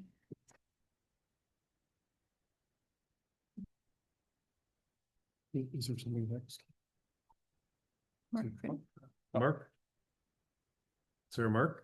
What? That's me, but who's this one? Oh, I'm sorry. Go ahead. So my name is Mike Fowler. I live on Rickard Court. My wife and I built our home in 2018 here. We're fortunate to move to the area right before things skyrocketed. I'd like to offer two unique perspectives this evening. One is as a local business owner, as was just touched on, my wife and I own Williamsburg Animal Hospital. We started that business about 3 years ago. Any of you that come to us might be familiar with my wife, Dr. Page. She's rather large right now with our third kid on the way. So two perspectives. One also is the 35 and under age group, which seems to be drastically underrepresented here tonight. As a younger individual in the community, I will say the people that I see, the friends, neighbors, parents that I interact with on a daily basis, it is difficult to afford to live in this community. My wife and I are very fortunate that our business has been supported, presumably by many of you here, and we are very thankful for that. Many of our friends struggle and have a really hard time living in this community, and one of the ways in which they supplement their income is by renting their homes. And this is just anecdotal evidence from what I see, but a lot of the people that I witness renting their homes, I don't see a lot of the private equity. Perhaps it's there. It's not something that I see. Almost exclusively the people that I know that rent their primary home out. They move into a camper. They move into their in-laws' house for 3 months out of the summer and deal with that. Or, you know, they find alternative lodging and they rent their primary home out, and that covers their mortgage for the entirety of the year. And that's what allows them to live in this community. That's what allows them to stay here. And that's what allows them when Muffy swallows a corn cob and my wife has to go in and extract said corn cob. That is what allows them to pay the veterinary bill. And so it is a vital piece to our community, from my perspective, that in some form we allow short-term rentals. Another piece that was touched on, so many of you might not know me. I don't work at the clinic. My day job, I am a regulatory agent for the state of Michigan. I work for Secretary of State, and I am in charge of regulating automotive repair and sales, which is a daunting task. I am I am the only regulation agent in Northern Michigan. By myself, I regulate everything. If you draw a line across Tawas, all the way over to Manistee, everything north of that to the bridge is me. I can say from personal experience, as a regulatory enforcement officer, I have a far, far easier time dealing with facilities and dealerships that are licensed versus the ones that are not. The ones that have a license, the ones that have gone through the proper process and procedures, and when there's one in place, they go through and obtain that license. When I go into those places and I say, hey, you're violating this ordinance, you're violating this regulation, I need you to come into compliance with this, this, and this. 9 times out of 10, 99 times out of 100, those shops come into compliance because they're established, they've gone through a process, they've followed the rules, and they're interested in being a part of that community. The ones that give me absolute headaches and I spend endless hours chasing around the state are the ones that are the unlicensed guys, the ones running out of their pole barns with no sort of licensing whatsoever, fly by night. They get shut down in one town, they move to the next town. It's much, much harder for me personally. Again, this is just my personal experience with this stuff, to regulate something like that. And like it or not, at least my belief is that short-term rentals are here. There's too much money in it. The horse show is here. It's too lucrative. It's going to continue to happen in the community, regardless of whether it's regulated or not. Try as you might to squash it. And I understand there are valid concerns that I share regarding the composition of the neighborhoods and where do I want to live and who do I want next to me. And I understand all of those concerns and agree with many of those concerns.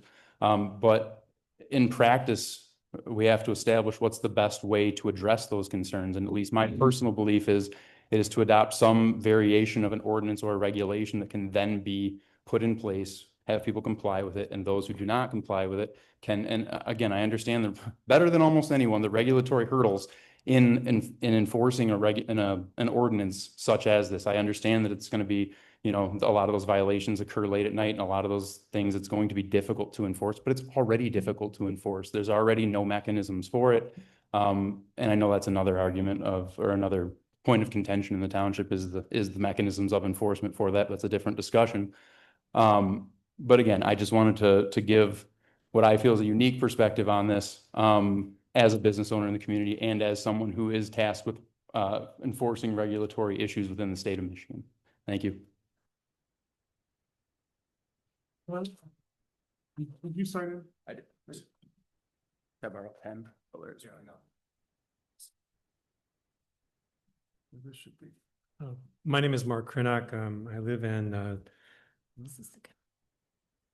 2341 Fairview off of Skegumog Point Road. I have some prepared remarks, but I want to first say a couple of things first with regards to the folks who are proponents of STR. It's been stated now on a couple of occasions that the folks have STRs and they actually are doing that business. But I don't hear anybody saying that they actually had an STR either in their background or their backyard or next to them, except for a couple of individuals that I know the deans are very responsible, and I've talked with Ms. Dean a couple of occasions. And that's really what I look forward to. The one call-in person indicates that they could not afford the residence that they purchased, and so therefore they're renting out their place. These folks are actually a number one violator of any concern of actual ordinances that exist. And that's the problem. Not taking responsibility. I understand the concept of having a failure and then being financially strapped and so on and so forth. The fact is these people actually bought this place, don't live in it, have not even been there have not even had ownership for a year, and have decided to do short-term rentals. I've had my property for over 25 years. I have never had something stolen from my property. This past winter, I had a snow shovel taken from my porch. You actually have to be on my property to do this. That's 25 years worth. We used to never lock our doors. The fact is that I now have over 7 properties on Skegumog Point that I can point to that are problematic.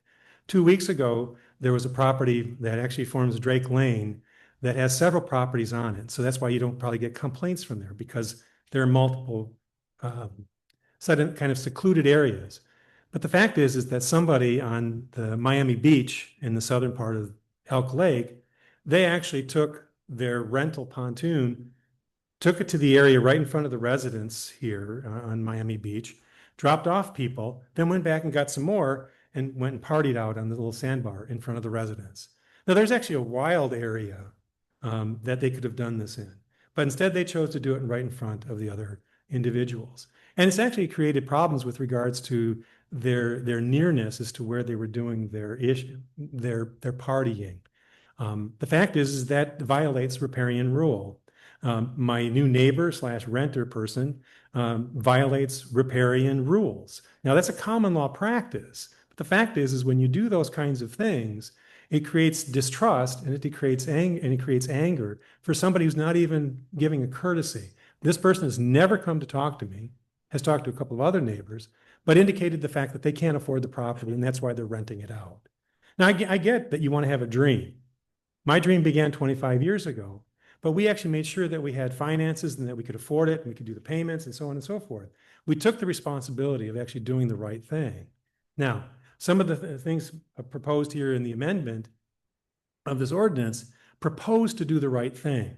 But if you look at the first 3 steps of any kind of enforcement, they're letters. They're shame on you. Well, if you break the rules one time, shame on you. But if you break it again, shame on me for allowing that to happen.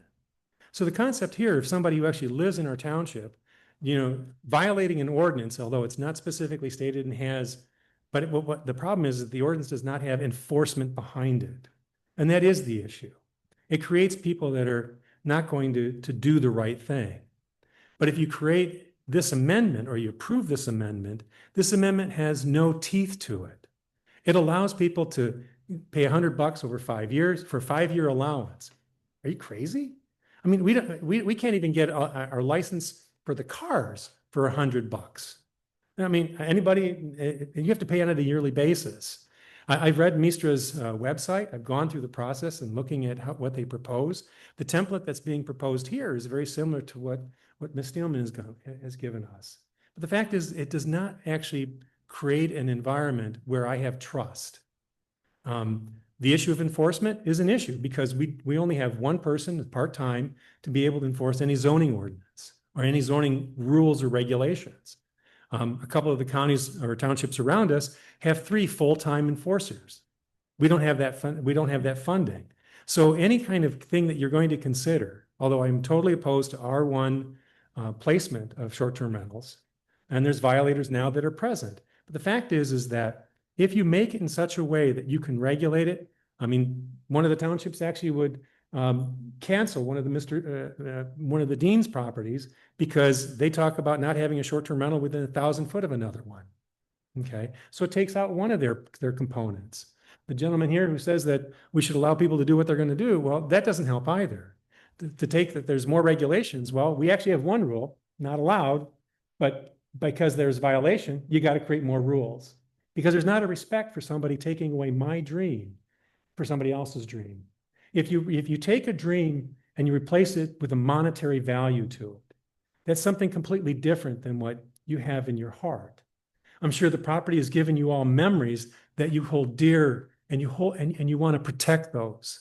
But the fact is once you give that up for the sake of $1, how quickly does it take to spend that dollar?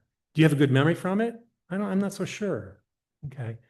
To speak to those who have actually used short-term rentals and Airbnb and so on and so forth, I will tell you that the principles of Airbnb are not followed in Europe at this point in time. Having traveled to Europe, we actually had very good experiences with Airbnb and extremely bad experiences with it. So it's all over the place.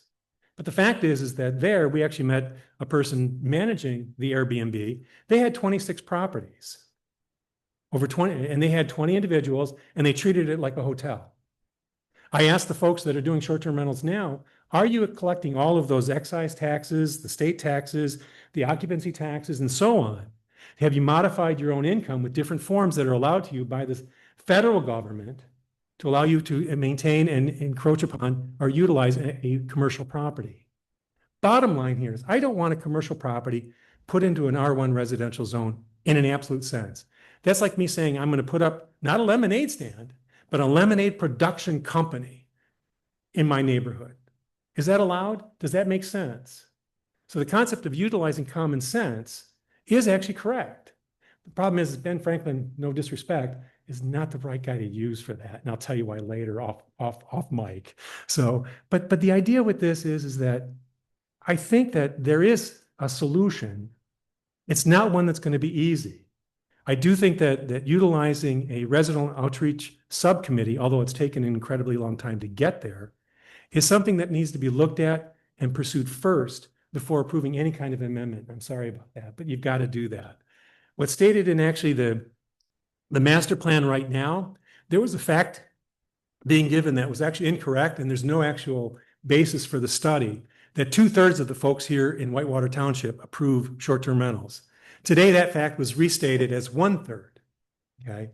And in essence, if you actually look at some of the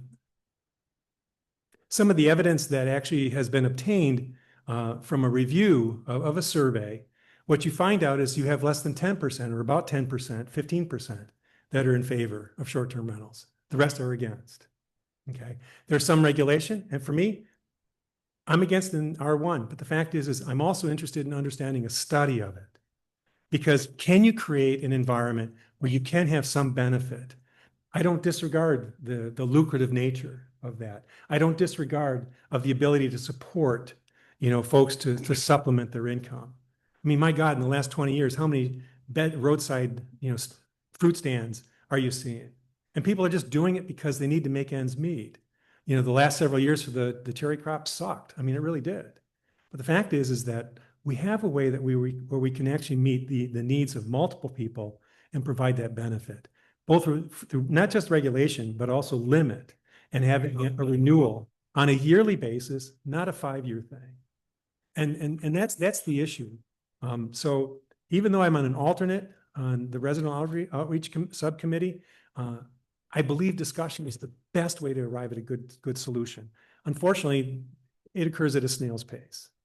And I mean, I went off all of my prepared remarks because for me, I don't want things to be stated in one way and their thoughts being in the process, because I do respect and I do hear, what is needed to sustain those folks who have been here and maintain a legitimacy.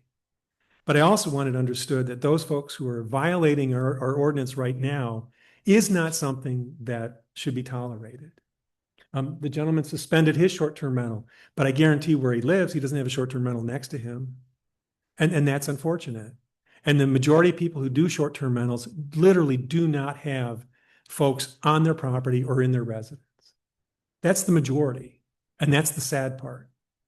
So you don't have somebody to talk to. You don't have your neighbor to talk to. You don't have somebody that's familiar to you. I mean, the idea here is if you can't trust somebody, I mean, where's that going to go? And so that being able to talk with the person that's responsible is actually the first, I think, our first step. We're getting done what we need to have done. Now, thanks for allowing me to rant. I really appreciate it. Matt, is there anybody on Zoom? There's no one on Zoom with their hands raised right now, but we could give them a few seconds if you'd like, but. We'll come back to that then. Okay. Is there anybody else in house yet that would like to speak?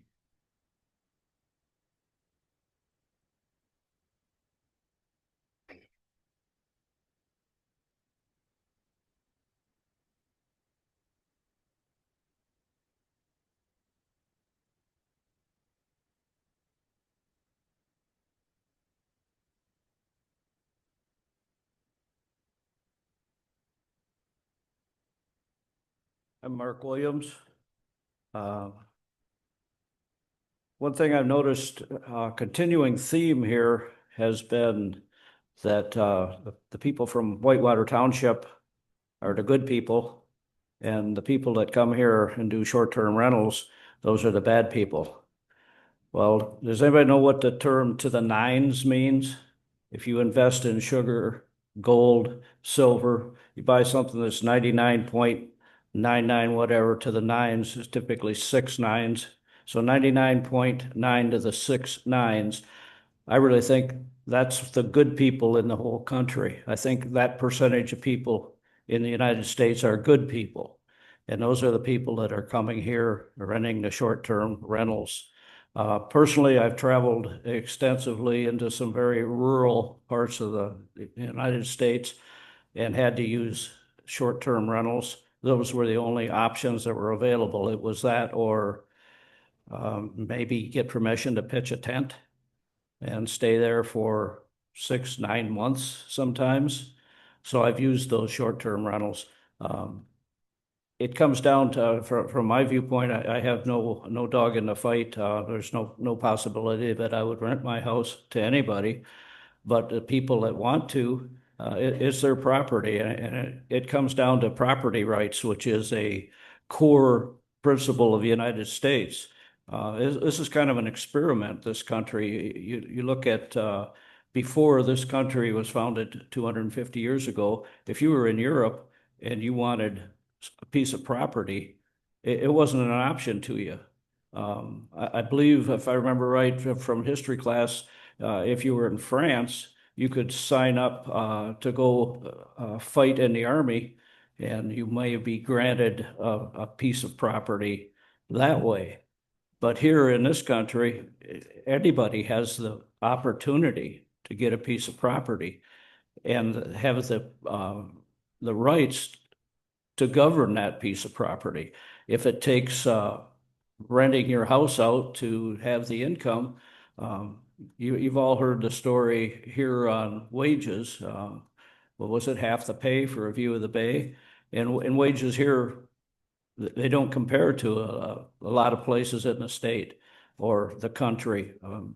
Man said his family moved downstate to find work. Well, people they leave the whole state to find work. If they want to come back here and get a piece of property, build a house. If they have to let somebody else live in that house for a week, 2 weeks, 3 months in the summer, it's their property, and that's my viewpoint, that it's an issue with private property rights, and the people that live next door. Well, along with those property rights and our freedoms comes personal responsibility, and I think that would solve the problem. I'm in favor of the short-term rentals. I'm in favor of unregulated short-term rentals. Thank you.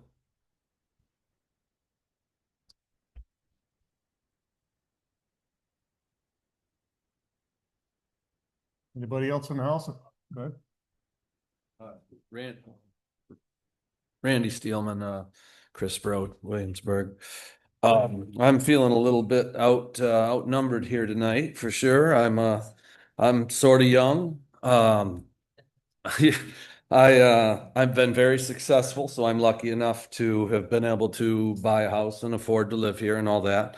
But I've got younger siblings, much younger than me, and I've got kids that are older and starting to come into buying houses and such. And our area it's been brought up, it's very expensive to live here. And STRs is a way for young people to make it. I hear people telling, oh, we saved, and we moved here 25 years ago and we saved and it's fine. Well, that's kind of the haves and the have-nots.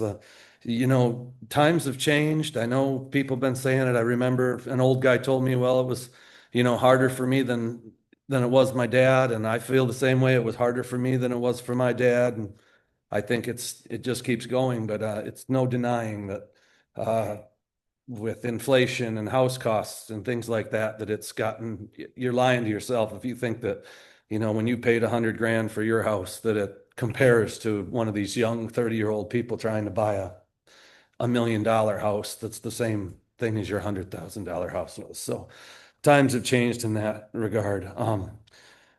I am for this regulation. I'm also maybe weird in the sense that I'm from the country, and we don't like regulation of any sort. Where I come from, that's the less regulation, the better. I don't want to have these regulations. I don't want to have to do that, but it's a compromise. I am for freedom of your property. If you own your land, you should be able to do whatever the heck you want on it. I don't even like zoning. I'm a builder. I have to deal with it all the time. It's a nightmare. It seems like it's unfair, but people aren't always good and always nice. So I understand that these things have to be here. And so I've come over to the dark side and I'll say, hey, STRs with regulation, I guess, if that's the only way we can have it, then let's have it. I wanted to mention, I feel like it was sort of unprofessional, or I don't know, I'm not attacking or anything, the zoning lady here, but the very first statement when she came up here and let everybody know that, they're illegal. And if you say that you're doing it, we're coming after you or whatever. It sounds like weaponization, intimidation. There's a lot of people who, are afraid to come up and come out and say, hey, we want this. I suspect if it goes to a vote of the community, there's going to be a lot of voices that aren't being heard here tonight. Not being rude. I'm not mad at you. I don't even know whether it was your intention or not. It came across that way. Yes, no, no comments, please. That's just how it came across. And I'm just standing up for some people that may be watching, or just because I think that there should be a moratorium or something while this stuff's being worked out. But also calling STRs commercial use, I think it's ridiculous. I know that there are commercial STRs, and I hope that we can figure out some way to keep that from happening. But the STRs in this area and the STRs that I go to and stay at and visit, they are family owned, they are family ran, it's wives and kids and husbands are playing at these places. They're doing residential things. They're usually nicer and cleaner and friendlier than the dang neighbors that you got anyway. These people are usually better. There is some bad eggs, and the lake people, admittedly, you guys get them way worse than us country folks. I know you do. And I feel for you. I don't know how to fix every little thing. But yes, lakes are extra crowded. Lake people are different anyway. I work on lakes all the time and they like to know what their neighbors are doing and what's happening around them. And you guys all know it. So you have a little different, it's not quite fair that, you know, that the rules are for everybody. So maybe we need to figure something like that out. I believe that's what the ROS is for. But I also agree that we need something to stand on and help people and get the stuff going organized. I know that people believe that it, you know, we've got this no STRs in this township. Well, I have looked it over. I've talked to lawyers. Nobody sees that written anywhere. And so right now I'd say we have no protection. Whether, you know, legal or not legal, I think it's going to be battles with the lawyers and it's going to cost our township a lot of money. We're better off. And like I said, I'm against regulation, but we are better off than we are now if we take these. At least we have something to stand on. We can say, hey, this ordinance is in here and it says, you know, you can have these things, but only if you're doing these things and you're not. So now we got something as compared to, well, you can't have it because a newsletter said it, you know, 3 years ago. It was written on the bottom of a newsletter. So, I mean, whether I'm wrong or not, I'm not a lawyer, but I did talk to one. And I guess there's other lawyers here that see it different. And I think that's what lawyers do. They, you know, figure it out. But I wouldn't want to be paying either one of them to figure it out, you know? So, in the babysitting it would be a commercial use if you know, like renting your house out is. A lemonade stand, it was mentioned here, and that's always the joke. Down in the cities, from what I hear, being a country bumpkin, they are, you know, you can't have a lemonade stand out there. You can't have a sign. You know, that's ridiculous. This is all residential use stuff. I get it when a company owns it and people are in and out and it's like a hotel. That's different. But around here, it's 3 months of the year or whatever that people are trying to fill up. They're trying to, you know, hey, let me grab some of that. And they do. I'm sorry if, you know, you disagree with that. What else is there? I had a little bit extra. I'm sorry. I'm going on and on. I wanted to wait till the end, so I had lots of stuff to talk about, right? So in my, okay. And I think I'm speaking for most local people, and I'm talking people that have lived up north our whole life. We never lived in no cities, any of that stuff. We don't think the government should have a right to tell us what we can do with our property, as long as we're not hurting anybody. I think that I know that there's people who think they should be able to control their neighbors and all that. And years ago, I had my parents were really poor and they bought this house on a swamp and they built it. And he was a dickhead neighbor for 50 years, you know, but he came over to him when they bought the house and he said, man, I didn't think they'd ever let anybody build on this property. And if I'd have known it, I'd have bought it. And my dad said, well, it was for sale for 20 years and you didn't buy it. And now I did, and now I'm living here. And we lived there happily ever after, but we did have a jerk neighbor for many, many years. I'd have much rather had an STR next door. So I understand we have to live together. So regulating rentals allows me and my small town friends to use our most expensive asset to help pay bills and get ahead in this world. While it gives my neighbors, who more than likely came from a bigger city, control over how exactly we do it. I call it a compromise, and the sooner this gets approved, the better. I thank you guys. Did you sign in there, please? I did. Oh, did you? Well, maybe I didn't. Sorry.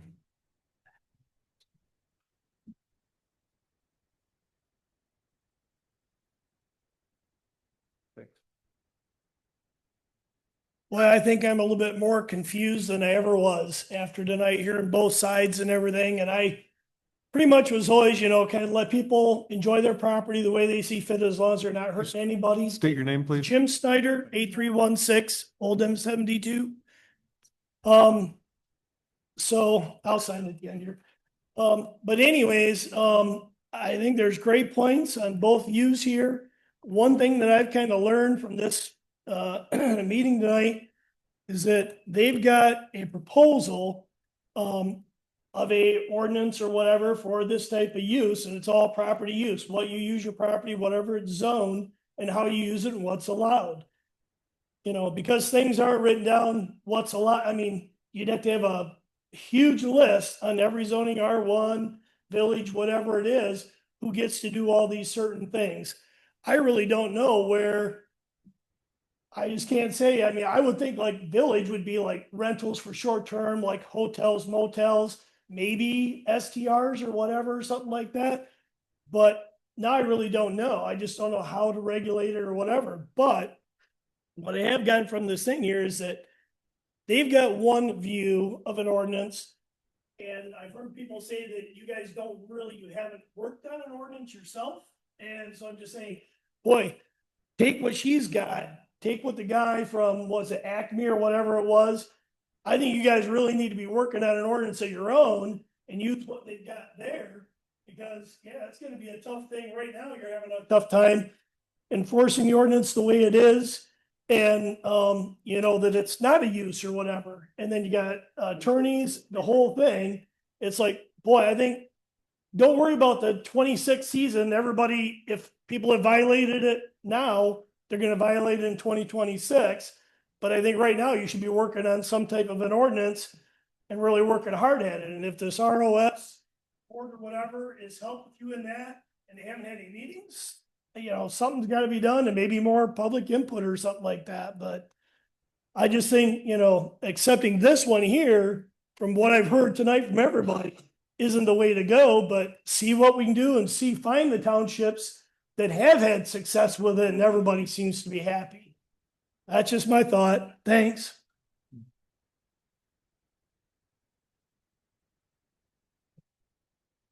Have anybody else in here that would like to speak on short-term rentals? We're getting a little bit of interference on that microphone, so I'm going to ask public commenters to use this handheld microphone if you wouldn't mind.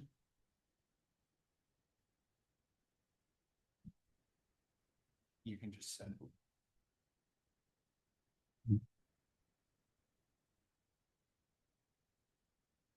Good evening. Sean Fox. So there's an ordinance proposal. Why can't it be just no short-term rental? Like as simple as that, and you work for it. It seems like. So we're new to the. Yeah. Oh, there's a switch on the mic. I'm sorry. Hello. Yeah. Hello. There we go.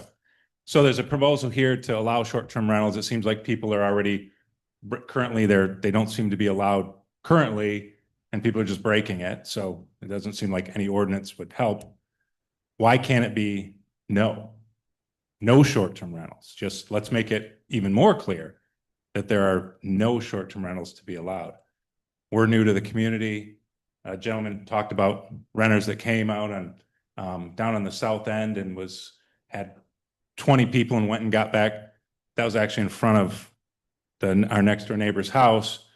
We had family in just for the weekend, and sure, you could go and give them a warning and whatnot on this proposal, but our family that came in from Texas, their trip was upset. They go home, and our guests go home, and there's no recourse. Their time was ruined. It's like, oh well, they got a slap on the wrist, and so I don't know why we can't propose. Let the subcommittee or whatnot. We're new here, so I don't know what that ROS is, but have a committee for the whole township really look at this. But for the time being, why can't it be no? Why do we have to put in an ordinance when people are already breaking it anyway? So just let's call it no, make it clear, and work from that. Thank you.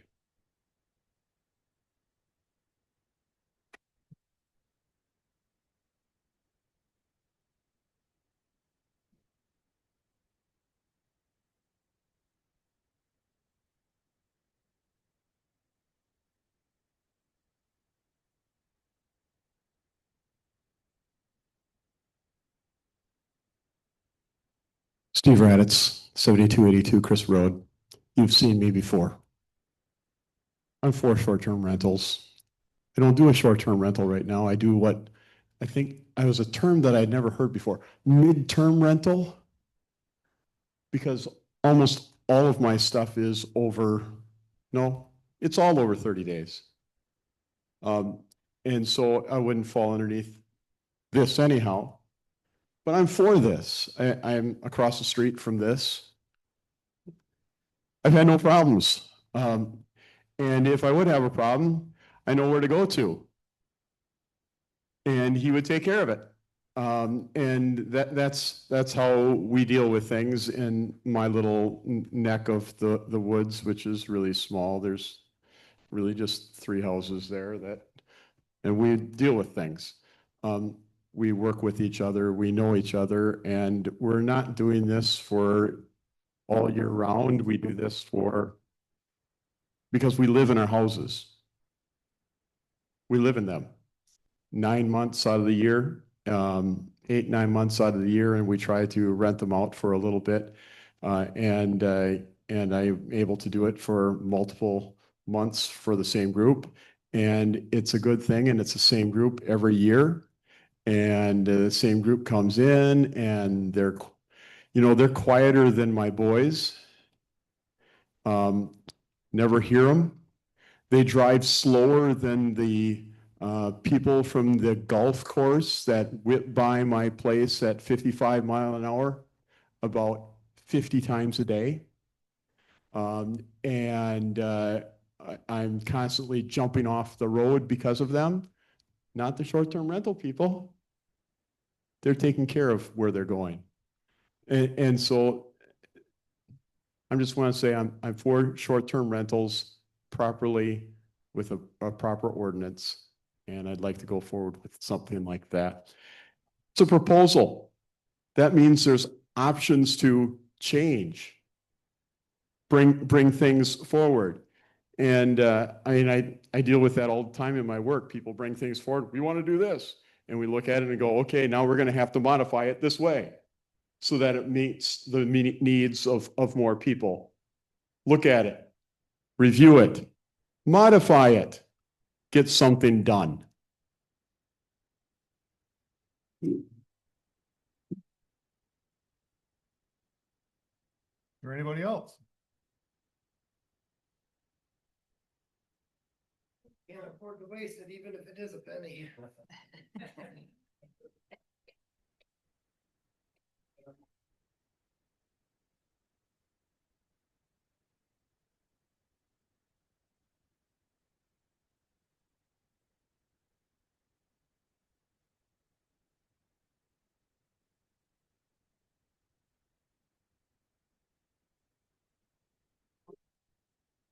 I'm Mike Jacobson. This group knows me. Some of you know me. I'm a long-term resident of this community. I live on property that my great-grandfather owned. My grandfather built the house I live in. When I hear these people talk about we've been living here for 20 years or 30 years, and then they stand here and want to tell us that we should live the way they live. I don't think they understand what it took to live a lifetime here, because their little saying about a view of the bay is worth half the pay, they can shove that where the sun don't shine. I'm just a laborer. I don't have a fancy job. I don't have a rich uncle. I've had to work my whole life for everything that I have, which ain't much compared to a lot of people in this room.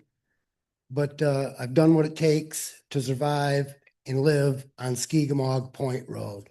It's a rich neighborhood. It didn't used to be. It used to be working class people lived down there.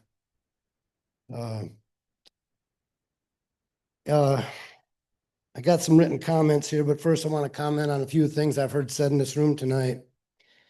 A lot of people state that STRs are illegal, but I haven't heard one single person cite the ordinance that says that they're illegal.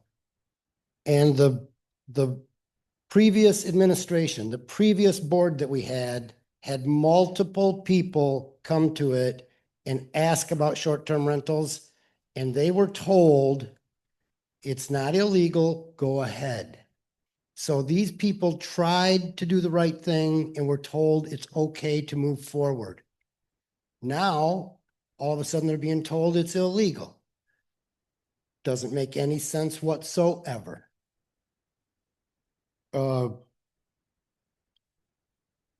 This idea that short-term rentals is a new thing in our community, especially in R1, is a joke.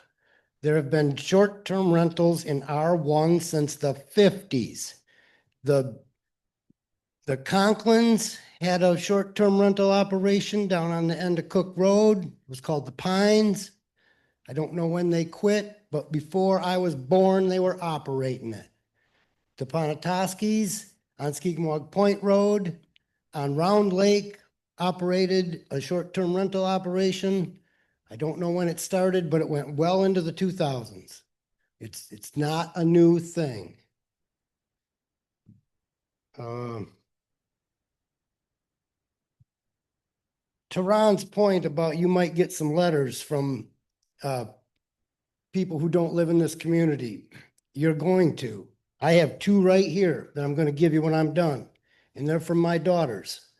They spent better than half of their life living in this community, and they will, and if this community does not run me out of here, they will inherit my property when I'm done. And they are in favor of short-term rentals. They want the opportunity that it would provide. And I can't see any reason why they should be denied that.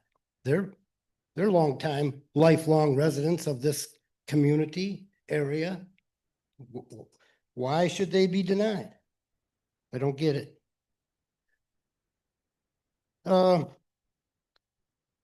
master plan supports short-term rentals, and this idea that it's a false statement in the master plan is incorrect. In the open houses that we had, I was on the plan, some of you may not know, I was on the planning commission for quite a long time. And I was there through the making of this master plan. And we had a couple of open houses at the Mill Creek School. And in the data that we collected there, 2/3 of the people that came to help us put the master plan together were in favor of short-term rentals. 1/3 of them wanted them without regulation. 1/3 of them wanted it with regulation. 1/3 didn't want it at all. Whatever math class I ever been in, and I'm not real smart, 1/3 and 1/3 makes 2/3. That's a majority.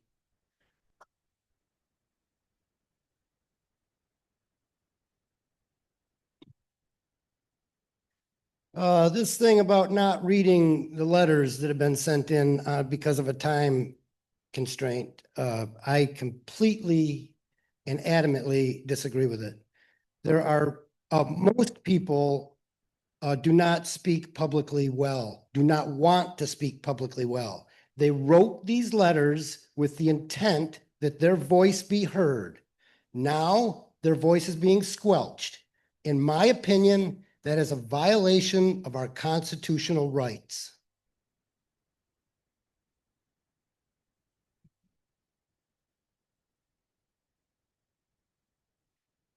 I am for short-term rentals. I don't do it right now, but I am for it. I live on a piece of property that has 2 houses on it. We've rented out the other house for years and years. And finally, the wife and I came to the conclusion that we didn't want to do that for a while. We'd like to have some peace of mind, quietness to our life before we have to go back. Once I'm out of the workforce, we're going to have to rent that other house out to make ends meet. And I don't like people enough to want to have a full-time renter there year round. If I could rent it out for 2 or 3 months in the summertime to make ends meet, that would make my life peachy. And I don't know why I should be denied that. That makes no sense that I cannot do with my property what works for me. I'm not harming anybody. I'm not causing any kind of problem for anybody, a nuisance for anybody. I pay my taxes. I should be allowed to do what I see fit on my land to make ends meet for me. And I completely understand these people, especially the people on the lake that got these nuisance problems. I'm not saying they don't have a problem. Okay.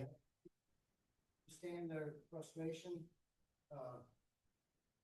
I think regulation is how we fix that. So just say no doesn't solve anything. We need to work together. So now on to my prepared statement. I am strongly in favor of short-term rentals in this draft of an ordinance for responsible rentals. The community needs it and the master plan supports it. However, I'm not sure that the Planning Commission has handled this zoning issue properly.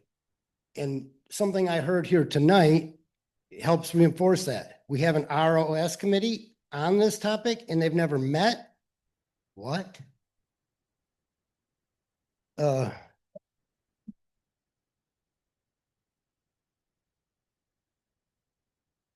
think that when the PC receives a request such as this, the proper procedure is for them to deliberate on it among themselves before sending it to public hearing.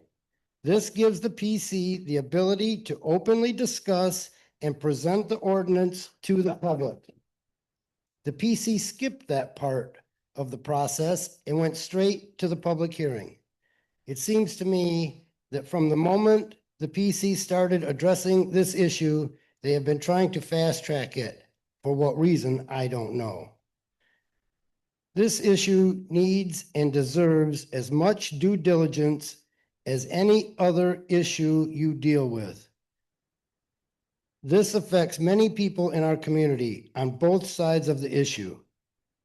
Also, our master plan clearly shows that 2/3 of the people that attended the PC's open houses were in favor of short-term rentals. And every time you're in a PC meeting and there's some new thing being brought up, the master plan is what everybody falls back on. The master plan says, the master plan says, the master plan says this and that. The master plan is the guiding tool. Why aren't we using the guiding tool?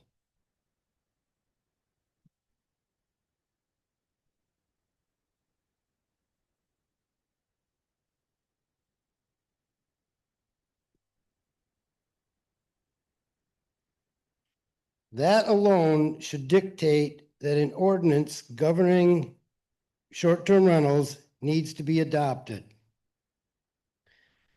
There also seems to be an issue on letters sent to the PC in favor of short-term rentals.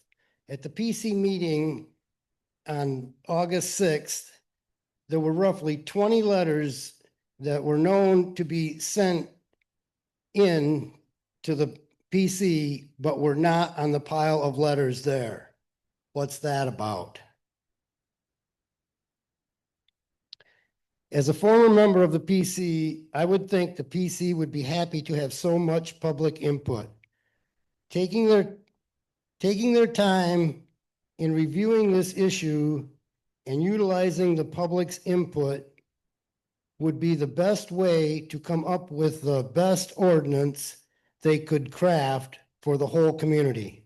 I believe this draft may still need to be tweaked to address everyone's concerns, but it is a very strong starting point. Why this PC didn't deliberate on this themselves and get public input on it along the way baffles me. It makes me wonder why they handled it this way. Also, I think it's ridiculous that Rachel Steelman is being charged for this special meeting. This didn't need to be a special meeting, and she didn't ask for it to be fast-tracked or a special meeting. The PC knows this is a hot topic in our community, and they knew full well that the possibility of the turnout was more than the township hall could handle. This is obvious by the fact that they had the fire chief counting heads at the door. It was the PC's responsibility to find a venue that could handle the public hearing on this issue in advance.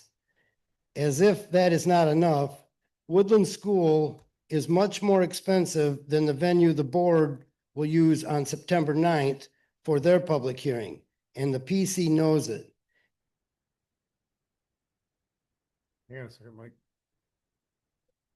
I think they're gonna bring it up. Steel beam is interfering. Sorry. Swap it back. Apologize for the issues. Want to use one of these? Well, you can share. Yeah, that could work as well. Okay. We'll try this one for now. It's just the steel beam that's getting in the way. Sorry about that.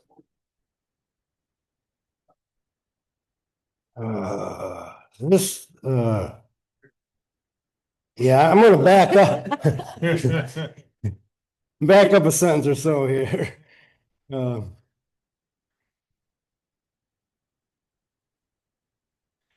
The venue the board will use on September 9th for their public hearing, and the PC knows it. In my opinion, this is intentional to make things harder on Rachel. I'm ashamed of the way this has been handled. You are supposed to work for the whole community. Thank you for your time.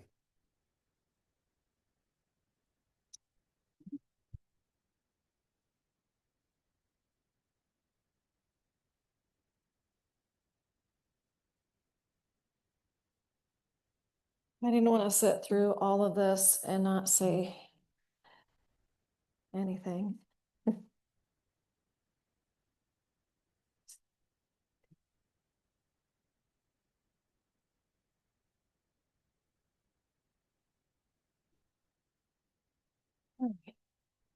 Hello, my name is Brenda Baker. We live at 5982 Cook Road. I have provided a letter previously to the township board. I've spoken at one of the township board meetings, and I am also on the township board of review. I am in support of short-term rentals with guidelines that are hosted by responsible homeowners. Although 90%, maybe 95% of our rentals are long-term, 30 days or more, we typically have 4-ish weekends in June and October that buffer our long-term horse show renters that are those, short-term weekends. We've never had a complaint against us. We demand respectful guests and we stay on property.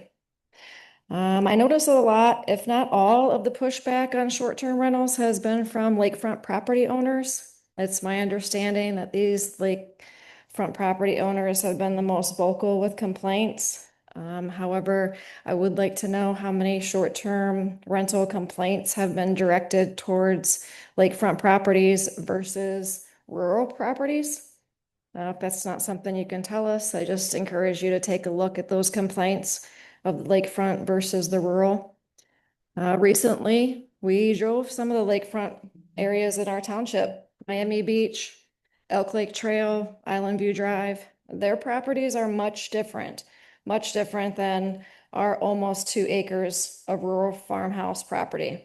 And I can definitely understand with properties situated that close, how a disrespectful guest at a neighbor's home could be maddening. But maybe if the complaints are coming from the lakefront properties, and since their properties are much different than the rural properties of Whitewater Township, that the lakefront property community would be better off exploring a HOA, like Miami Beach HOA or Elk Lake Trail HOA, to dictate what the property owners on their lakes can and cannot do in regards to short-term rentals such as parking, maximum household guests, etc. It's just a thought. I don't know. However, that's not to say that just because you own lakefront property, you're not considerate to your neighbors when renting your home short term. We have also had lakefront property in the past and short term rented it, not in the township. And it isn't impossible to demand respectful guests. I believe many of us lakefront and rural property owners are doing it right. The ones that are not doing it right are causing true hardship to their neighbors, should be punished and held accountable. That's why I'm in support of adopting a short-term rental ordinance with guidelines that allows homeowners that are doing it correctly to continue to short-term rent, like many of us were told was allowed when we purchased our properties years ago. An ordinance will also protect our neighbors that choose not to short-term rent. It sure does sound like a win-win situation. There is an ordinance that has been provided to the Township Board and Planning Commission. Slight adjustment can still offer short-term rental homeowners the opportunity to rent and protect the neighbors that choose not to. Additionally, there are resources available that can help navigate this topic that other townships have used. The Michigan Short-Term Rental Association has extended an invitation that could also help if needed. Please don't choose the easiest decision to axe the short-term rentals just to get it off the agenda and to move on. The right decision would protect all of us. It would be to adopt an ordinance. And just like on the Board of Review, I'm really hopeful that the Planning Commission will do your due diligence, explore where the complaints are coming from, research how to protect all homeowners, and not make a blanket decision that punishes the homeowners that are doing it right. Thank you for your time.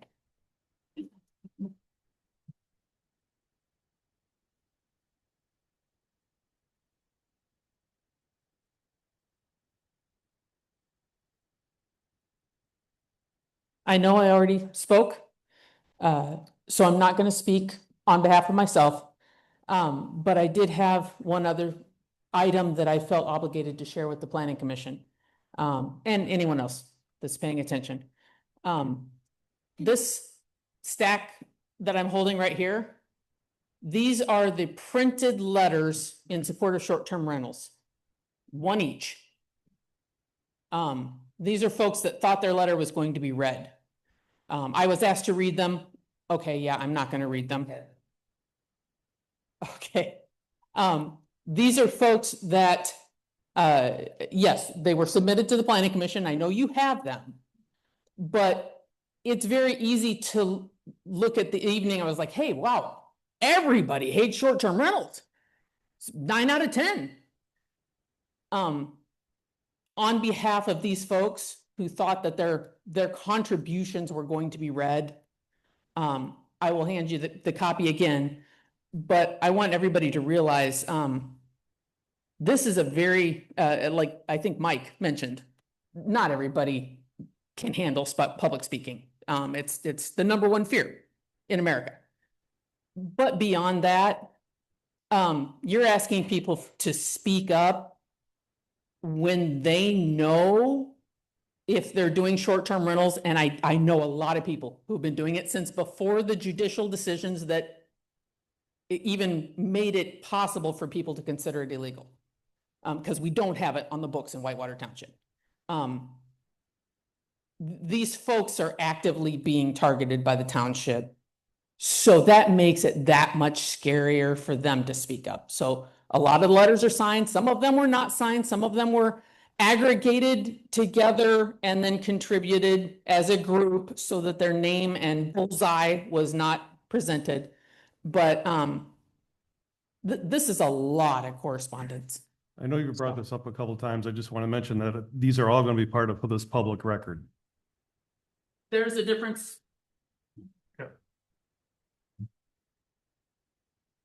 There's a difference between public record, on the record, in a book that no one's ever going to see, and stated during a meeting in front of people. Thank you. We do understand your concern with that, but if we would read all these, it wouldn't finish tonight. So we are gonna put it on record. It will be on with all this information, and it's already online. Anybody can see it at the township website. I've read them. I know I spoke once before, but what I would like to do, if you'd permit me, is just to clarify this question I keep hearing over and over tonight about, are short-term rentals allowed or not allowed? And back and forth and back and forth. And somebody said that they wanted to point me to the section of the code that addresses it. Well, Article 4, Use Regulations and Primary Dimensional Requirements. Section 4.02, Principal Use Regulations. This article identifies the principal land uses permitted in each zoning district. And this is the important piece.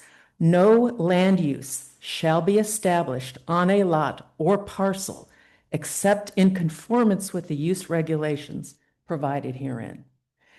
Short-term rentals are not listed under R1 as an allowable use. Therefore, they are not permitted. That is where it is in the code. And this is standard. This is permissive zoning, and this is standard, the standard way ordinances are written throughout the country. So that's why it's not allowed. Just for clarification for the folks that were saying, show me in the code where they're not allowed. So thank you.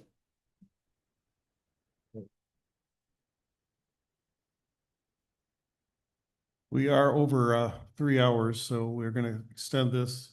I make a motion to extend it to finish what we can here. What? Make a motion to extend our time as we're over the 3 hours. Do I have a second? I'll second. Anybody disagree? I disagree. You just Disagree? I disagree. All in favor? Aye. Any opposed? We have one opposed. Carried. On the extension here. What's up? Well, we'll have to see. Is there anybody else that would like to speak tonight? For the short-term rentals, we still have one other to do after this. Okay. Any other last on Zoom comments? Give me one moment to check. It does appear that there is one commenter on Zoom that would like to make a comment. Okay. Would you like me to queue them up now? Yeah, go right ahead. Okay. I have now allowed you to speak, and I'm asking the user named Jill to unmute, and you can go ahead and speak now. Hi, can you hear me? Yes. Yes. All right. Thank you. My name is Jill Kester, and I am a resident of Whitewater Township, and I'm speaking today not as a member of the Township Board, but as a private citizen and property owner who cares deeply about our community. I strongly support allowing short-term rentals in our township, provided they are subject to clear, fair, and enforceable regulations.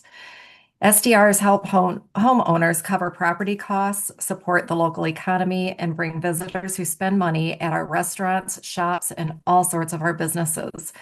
In addition, people who do short-term rentals are often hiring local business owners to help with lawn maintenance and repairs on their home and housekeeping and supporting all kinds of our local business people as well. At the same time, rules must be practical, and a good law is clear, fair, and enforceable. A bad law is vague, inconsistent, or impossible to enforce, and even well-intentioned ordinances can become bad laws if they cannot be applied fairly or consistently. And we have a very recent example of this in Michigan. It was a Peninsula Township and the wineries of Old Mission Peninsula.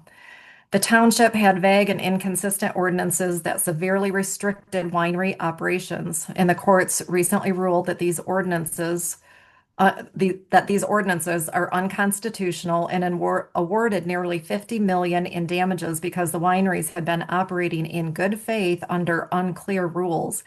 This case shows the real risk to municipalities when rules are ambiguous or retroactively enforced. Similarly, many residents in our township have been operating short-term rentals for years without anybody prohibiting them. If the township were to suddenly declare these rentals illegal, those owners could assert legal non-conforming use rights and argue that they reasonably relied on the township's long-standing practice.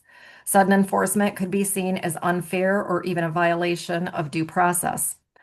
A responsible approach is to adopt a balanced ordinance that clearly defines short-term rentals and what constitutes allowable use, sets reasonable limits, including occupancy, parking, and quiet hours, requires registration, and establishes enforcement standards, grandfathers in existing rentals that have been operating responsibly.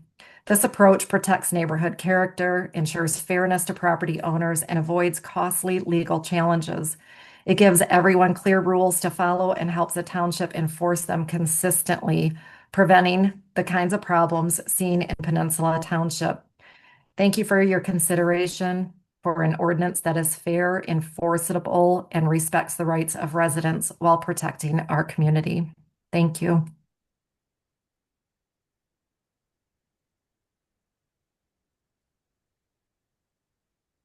Just to clarify, you said there was nobody else on Zoom, correct? There are none others that have their hands raised at this moment. Okay. One last call in house. There will be another public comment meeting, another public comment time at the end of this meeting too. Okay, seeing no other comments, no more other comments on Zoom, correct? Okay. I'll make a motion that we close this public hearing. The 27. 9:27. Do they have a second? Second. Second? All in favor? Aye. Aye. Any opposed? Carried. Okay, the public comment section of the short-term rentals is over. We're moving on to the next public hearing. ZA case 2025-4. It's an application to amend the Whitewater Township zoning ordinance, Article 21.04, costs. Make a motion that we open this public hearing at 9:28. Do I have a second? Stratton seconds. And second, all in favor, say aye. Aye. Any opposed? Carried. Meeting is open. Once again, if you have any public comment on here, we request that you sign the sheets.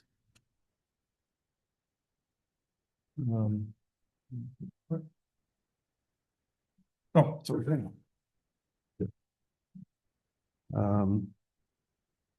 This public hearing was published on Saturday, August 9th, 2025 in the Record Eagle. We could have a brief introductory from Deb. Hi there. This again is regarding Article 21 of the zoning ordinance. When someone comes forth with an amendment and wants to propose something to the Planning Commission, just to clarify at the last hearing, there was a proposal from someone in the public, and that's why it was presented, and there wasn't a bunch of deliberation from the board, from the planning commissioners, not the board, but the planning commissioners. It was because something was proposed in April from a member of the community, and it was brought forth through Article 21. So if you have any questions, go out and review Article 21 of the zoning ordinance. So when you review Article 21 of the zoning ordinance, it actually states under 21.04 the cost. And I believe this has been in place since 1972 when zoning came into the township, that any party proposing or recommending a change in the zone. Hang on a second, Deb. Shall be responsible for payment of all costs and expenses incurred by the township in consideration for the said proposal or recommendation, including but not limited to the cost of the special meetings, legal fees, cost of notices, publications as follows. Petitioner, which the last one was Rachel Steelman, Petitioner shall deposit with the township clerk the sum of $300. You want me to use the other one? So the petitioner shall deposit with the clerk the sum of $300 toward the payment of those costs. So what was inconsistent with the way Article 21 reads, since it's from 1972, is the planning and zoning fee schedule was updated in April of this year, stating that if you're going to propose an amendment, be it a text amendment to modify an ordinance, or you want to change a zoning district map, or you want to make a change to the master plan, that you have to propose your amendment and have a hearing. So one of the costs on the planning and zoning fee schedule says this should cost $750 to help assist in paying for a lot of the fees, since someone from the public is bringing this forward. And since it's inconsistent with what the verbiage is, the proposal in this hearing tonight is just to make sure that the petitioner shall deposit with the township clerk or zoning administrator the initial fee as stated in the Whitewater Township Planning and Zoning fee schedule toward the payment of said costs. Any questions about that? So that's what's before us on this second hearing, is just to take that into consideration and to make sure that it's consistent, because there was some uncertainty of whether the initial fee of $300 was correct or if they should pay $750. And since the ordinance didn't support the fee schedule, that's why the change is being recommended. Okay, thanks. All right, thank you.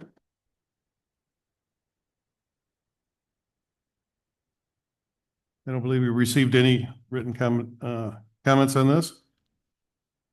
At this time, we'd like to receive a public comment on this subject, which is the case 2025-4, Article 21.04 costs. Is there anybody in house that would like to speak?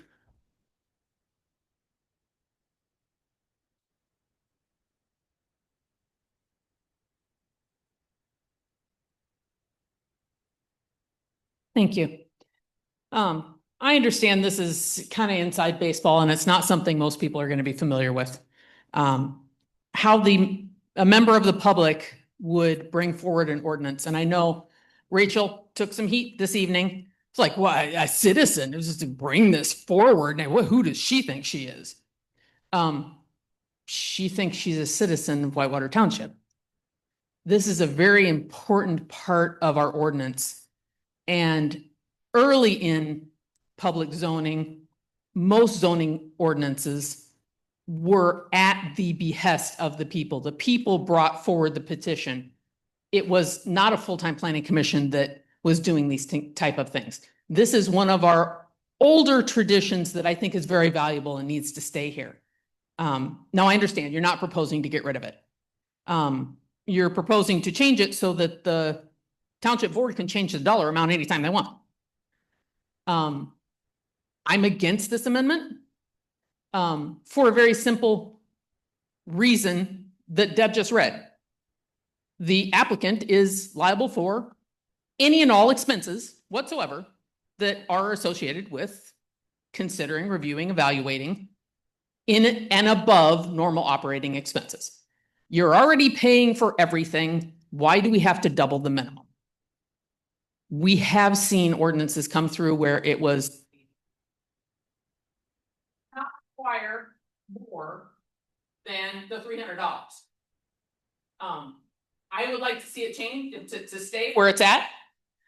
But if it is going to change, I would like to see you take this one back to the drawing board. I know this was brought forward as, hey, we need to catch up with what the board wants things to be. Okay. If you're going to make an amendment to this ordinance, you need to make a second amendment to this ordinance. If there's one thing I saw was through this process of short-term rentals being considered, it was how it can be abused on the other end. There was no reason to have a second additional meeting. I asked Rachel if she asked for a right away, do we have to have another meeting immediately? my understanding is there was no request for an immediate meeting 2 weeks later, which means that your September meeting could have been scheduled at a different venue and the public hearing could have been held then. We're talking about This is, ordinance here. I understand. So This please is keep a your way, hands to that, please. this is directly related to this ordinance and the amendment thereof. Okay. That, at least from my perspective, looks very much abusive. That it was an emergency meeting, so she's getting billed, yes, half, I understand half, of the cost of having a whole nother meeting. There wasn't a request for a whole nother meeting. Should have been part of your regular meeting in September. So my request is, if you are looking at amending this ordinance, if you're looking at allowing the board to double the minimum charge for a member of the public caring enough to present an ordinance amendment, I would like to see the planning commission take a step back and also put some protective language in this ordinance that would allow someone like Rachel, who has gone out on a limb and proposed something and put it forward, to say, whoa, that's too much. I was involved in the last amendment on that ordinance. That is not something that occurred to us, but it would be very beneficial within our township, that people shouldn't have to feel afraid that just because they put something forward, there's no way for them to hit the brakes. So my request to the planning commission is back this one up a little bit, do a little bit more of an amendment, and put some way for the citizen to say, okay, you've outspent me. I can't go that far. This is blown up. This has become too big. There isn't a opportunity within our current ordinance, and I take partial responsibility for that, having worked on it previously. I would like to ask you to please take that into consideration before making this adjustment. Thank you. Okay.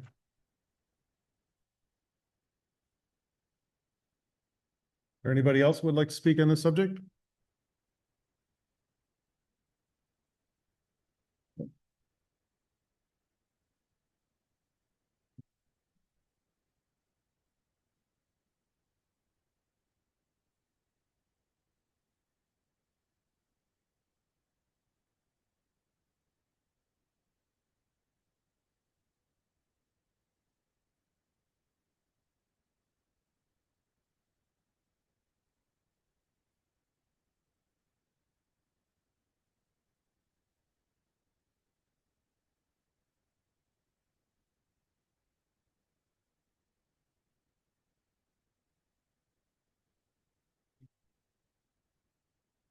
This one? Yep. Yeah. I too, don't like this amendment. Since this new administration has taken over, it seems to be a theme of trying to quell the public's ability to speak. I've been at some meetings lately where the township board limited our speech to 3 minutes. I've never seen that in my whole entire time in this township.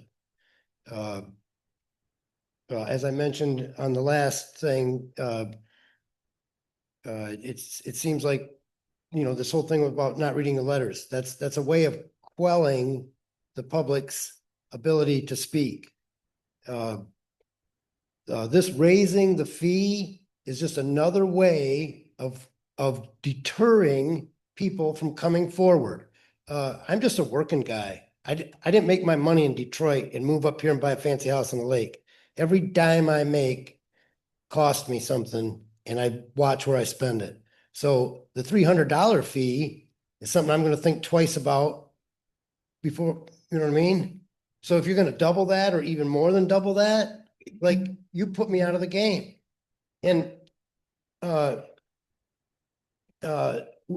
government is supposed to be for the people, by the people. If the people can't talk, what government do we have? You're sitting here trying to govern and help govern the community, but you're trying to quell the community's ability to speak. That isn't a government for the people, by the people. That's government taking over and telling the people what they're going to have to put up with. I disagree completely with that. And most people don't know, and I couldn't tell you where I read this because I don't remember, but zoning started out as a way to protect the little guy. In the big cities, they were starting to build big giant buildings, and the little guy who had his little sandwich shop or what have you was like being run over and eliminated. Zoning was started to protect the little guy, not to protect the big guy or to protect government. It's zoning is there to protect all citizens, especially the little guy.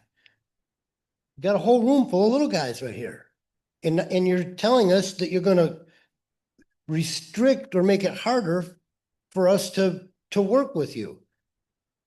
We already can't have a conversation with you. We only get to speak for 3 minutes or 5 minutes at a time. And like, that might be fine for some people, but I need more time than that. So I completely disagree with this. I wish you would slow down, back up and revisit this with the community in mind, not the administration. Thank you for your time.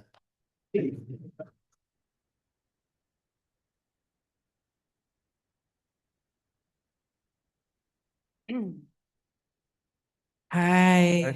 I'm gonna make it real quick and short. Ditto and ditto. You still have a voice? Barely. Ditto and ditto, that's Yeah. it.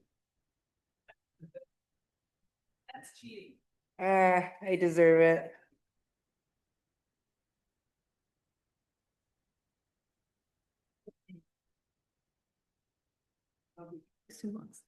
What's that? Susan, can I have a copy? Yes. Come on up. It's not ditto and ditto.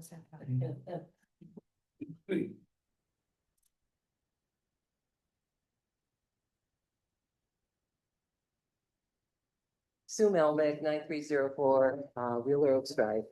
My thought was this, I find it amusing, Mike, I love you, you're a great guy. Oh, use the handheld mic, sorry. Sorry.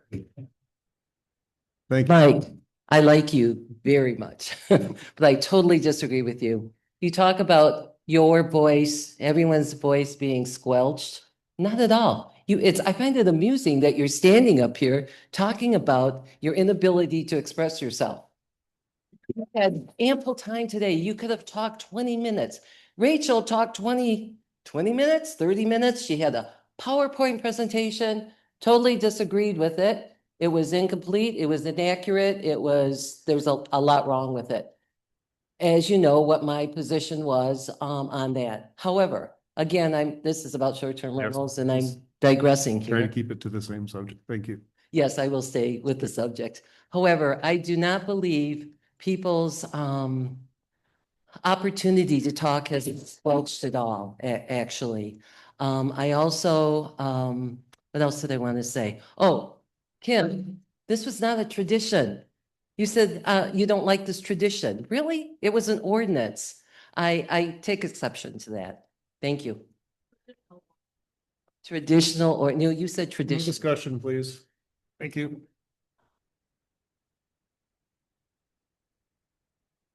All right, do we have anybody else in the hall? Is there anybody on Zoom?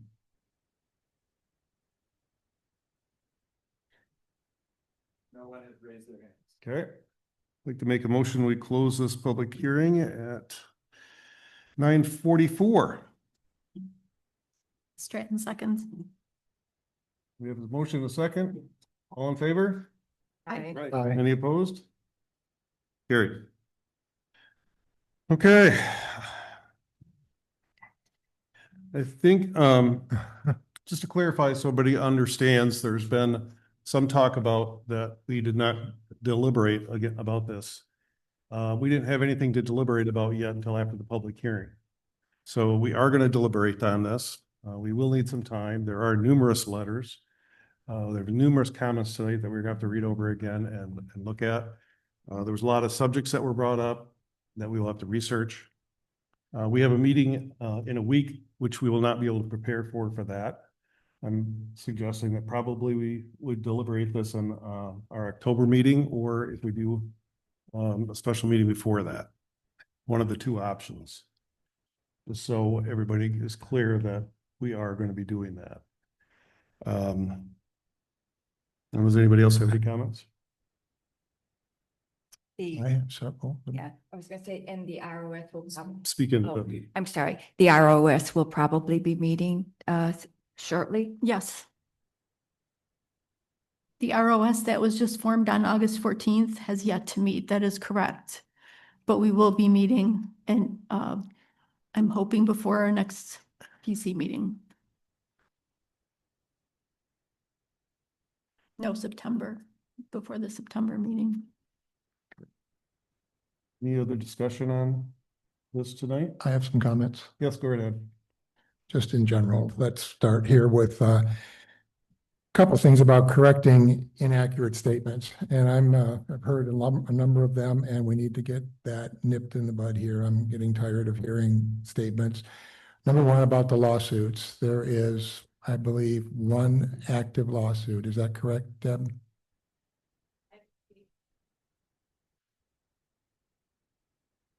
So I have heard statements made at this meeting twice and previous meetings about lawsuits that have been filed or the township is filing. That is, as I understand it, not correct. Is that right, Deb? Could you please verify that for me, please? We have one misdemeanor citation that was served on July 3rd. It was sent to the district court. And it has yet to have a hearing set. It has yet to get a case number. And okay, I've gotten text messages from that property owner that they want to be a good neighbor. But I do not have a case It's number. possible that it'll be settled. There's There- possible. No. Okay. Absolutely. So it's important that we have our language correct. Number two, about this amendment here that we're talking about, the amendment simply says that it is referring to the fee schedule that the township board has adopted. They adopted it several months ago. The fees are in there as of that date. The planning commission itself is not changing the fee. We had in the past, in the poorly written ordinance that we lived with for a long time and still living with, we have a example of a specific number for a $300 fee.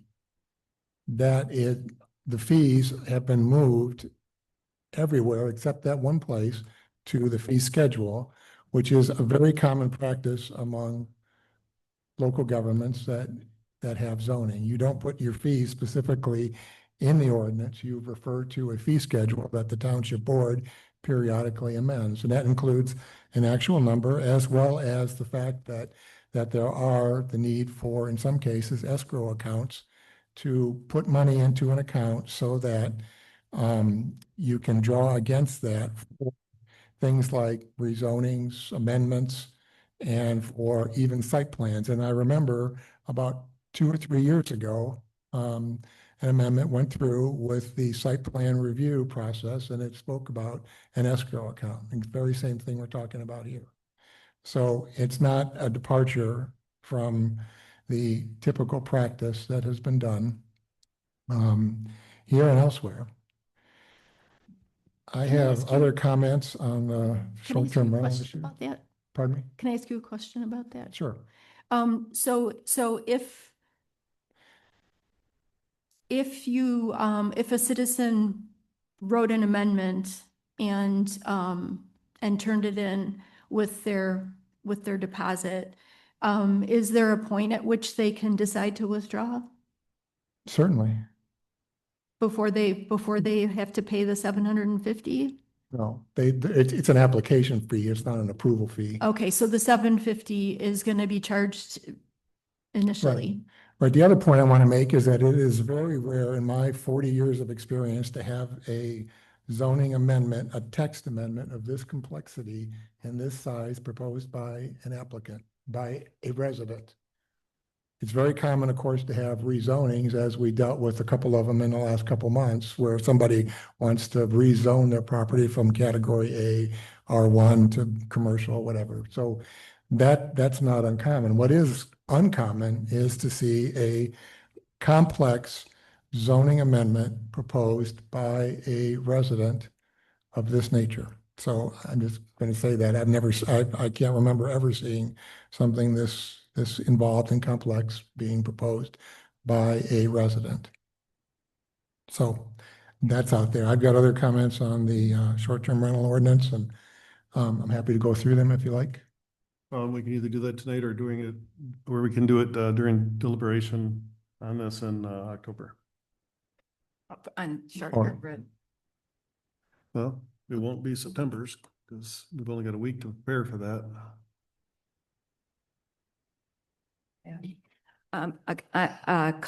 The cost referral of it being high, one meeting just to pay for the attendance here is $875, but that doesn't count the recording secretary. And I'm not sure how much it is per hour, maybe $75 or $100 an hour.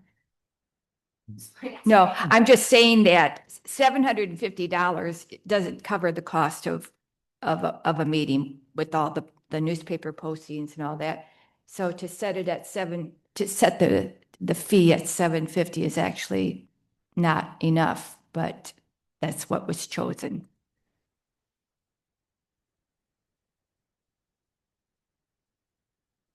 But it's not limited to the 750. That's right. So, because it says it's including but not limited to costs of special meetings, legal fees, et cetera.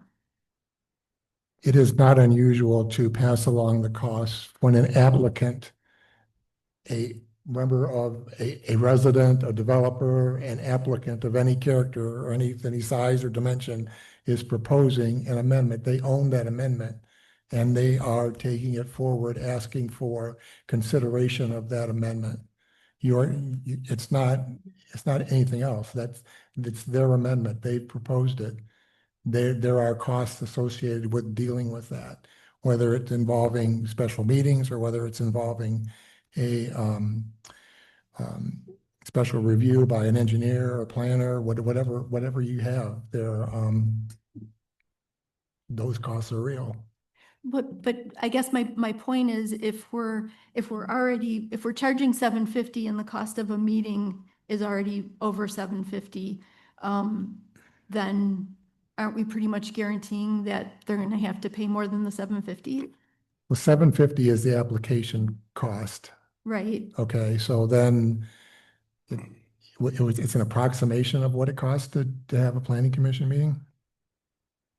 I mean, there was a whole list of fees that the town board reviewed back about 4 or 5 months ago. And many fees were adjusted, some were not. So this was increased from 300 to 700 or 750, I forget which, as without, to get it closer aligned with the actual costs. So the $750 is strictly an application fee. I'm just trying to make sure that I'm clear on this. And so is the applicant then responsible for the cost of the planning commission meeting, whether it's a special meeting or not, just for the regular meeting where the public hearing and deliberation is gonna be held? Are they automatically gonna be charged for that on top of the application fee? For an amendment or for? Yeah, for something like this. So, well, if it's part of I mean, there's other costs too, don't forget the advertisement. right, no, I understand that. I guess I'm just saying that the $750, you're calling it an application fee, so it's not covering any of that cost. Right, as currently written in the fee schedule, it is $750, I believe, or 700. I thought I was under the understanding that was $750 was like you'd have to put that down and then that would go toward Deferring the costs that the township incurs. So it's not a fee that There's also paying the $750 and then also paying for advertisement and all that kind of stuff that gets sucked into that $750 until it's gone. Okay, so. Correct? Yes. Yeah. Okay, so it's not an application fee then, maybe that's a mistake, yeah, okay. Did you want to speak more on stuff, Randy, tonight, or? Pretty late. Yeah. We'll have. I think I'll save my comments for the September, for next week's meeting. All right, Denise, did you have anything? I have no more comment. Okay. No more comments. Carl, do you have any more comments? I'm afraid I do. Okay. Where do I start? At the previous meeting. Speak into the Oh, yes, the previous meeting, when we were beginning to discuss the short-term rental. I stated that I had read 3 of the neighboring townships short-term rental ordinances, East Bay, Acme, and Milton, and I strongly suggested the rest of you read these before the next meeting. How many of you have read them? Oh, I read 2. 2, I've read 3. Okay, now you will know. I'm not. Because the proposal we have is way premature. It is a start, but the first killer items on that are 5 years. All 3 townships have 1 year for renewal, and 3 steps and you're out. The procedure here says 4+. That's totally unacceptable. In addition to that, I think thank God the gentleman from Acme Township was here. He's telling us, this is what our IRS should be doing, is contacting our other townships, find out what works, what doesn't work. That proposal needs to be rewritten to, number 1, all zoning ordinances may not be the same. Already we have the discussion and I don't know the answer to this, but if Mr. Pop is right, then we can't have short-term rentals in R1 districts, period. He suggested a different district that could overcome that, possibly. Secondly is how many short-term rentals can we have? Everybody? The whole township is every residence in there is open for short-term rental. If you look at East Bay Township, they have some restrictions. Another one is distance between short-term rentals, so you don't have 5, 6 in a row or one on each side of you. And I have to agree with some people that nobody wants to have their principal residence next to a motel. So we have those. So at one time, I might have been totally against short-term rentals. But my life has changed and now I really don't care one way or the other. So I'm very independent on how we handle this. But we need to study those. Did you hear me when I said that we would be Yes. be talking about this later? Okay, all right. But so, we need to, that's why I say we need to consider this proposal, because so many things aren't mentioned in there that, the gentleman from Acme mentioned. And there are other items in the East Bay Township. I don't know whether they'd apply to us or not, but we need to consider all these and, rewrite that proposal. Because the way it is right now, it's not really an ordinance. So I think when next time when we start discussing that, we get our iOS, challenge them with doing some of this follow-up research for us so that we can make informed decisions based on what works and what doesn't. And whether or not they're permissible in the R1 district. I don't know. Okay. Green, you have anything tonight? Nope. Being that there's no other further discussion for tonight, we'll be deliberating on these 2 subjects. In our first October meeting, or possibly something later in August if we can have another meeting, but it will be an agenda. Yeah, I'm sorry, in September. But it will be posted either way to make sure everybody knows when we will be deliberating that if anybody wants to come. So at that time, this time it's 10 o'clock, I believe. I'd like to make a motion that, no. Oh, yes, I'm sorry. Yes, the last public general comment. Anybody in the house like to do the last public comment? Yeah, I would like to. All of the comments, all the letters, everything that was sent to the zoning administrator has been scanned. Email addresses were redacted, as well as house numbers.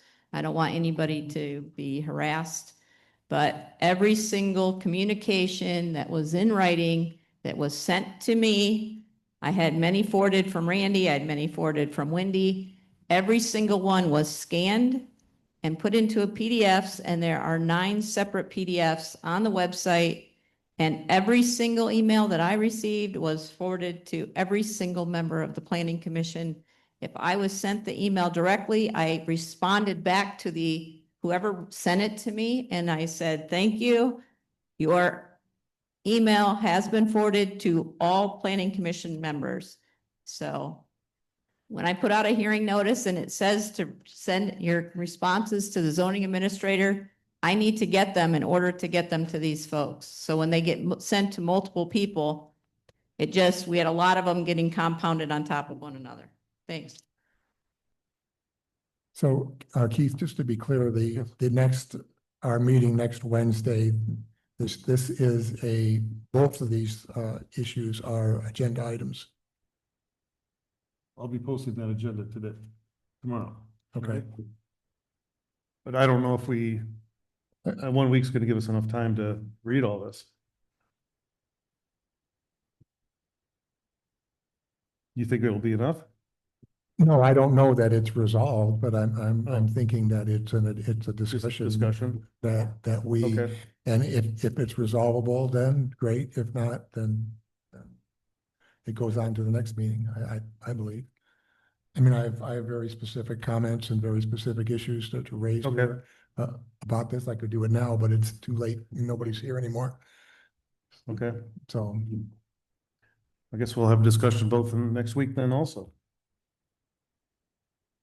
All right, continuing on public comment.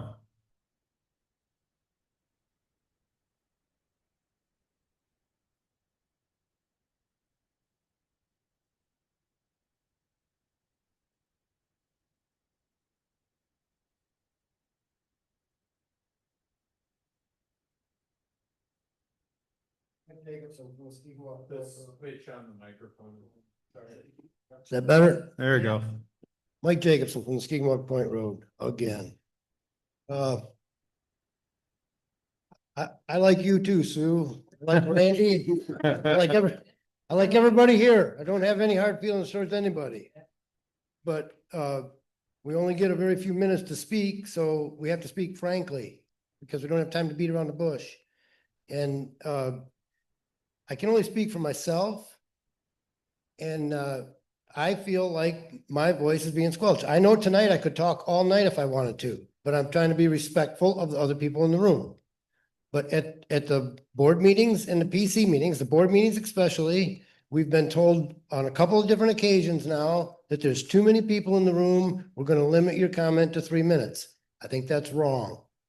And these now both the board and the Planning Commission have had meetings during the day when I work, and a lot of the population in our community is at work. We cannot attend those meetings. I cannot give up a half a day to come to one of these meetings. I don't make that much money. I have to work. So I am one of the people that wants to make a comment at every single meeting. I have something to say. Good, bad, or indifferent, whether you like it or don't like it, whether I'm right or wrong, doesn't matter. I have something to say, and my voice is just as important as anybody else's in the room. All of our voices are important. We're all just as important as each other. There's not a single one of us could make it to work without the guy who tends the gas station. He's just as important as the lawyer or the cop or the doctor. We're all important in this big wheel of life. So, there's times I feel like this administration is trying to exclude us from participating to our fullest ability. Something else I want to say is, Carl's comments speak directly to what I was talking about. In all my time on the planning commission, we never sent anything to public hearing until the planning commission deliberated on it. He's absolutely right. It should have been deliberated on. If you would have deliberated on it, you would have had the opportunity to change the things that you don't like about it, adjust stuff, and you would have gotten more public input from those meetings that you would have been deliberating it on. So it would have been, more community involvement. And that's exactly what I was trying to say in my speech earlier on the short-term rental thing. Carl hit the nail right on the head. I wish I'd have said it the way he did. Can I say something? Sure. No, this is public comment. When I, Carl, this is public comment. okay.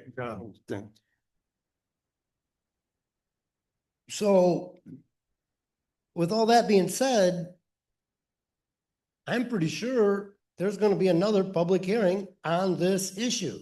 So that goes back to my other point. I understand this thing you want to do, change the fee, is an application fee. Okay, I get that. But why is Rachel being charged for a special meeting when this meeting wasn't even really necessary yet? First, you guys should have deliberated on it before it went to public hearing. And the first public hearing that was had, it's not Rachel's fault that the room wasn't big enough for all the people who wanted to talk about it.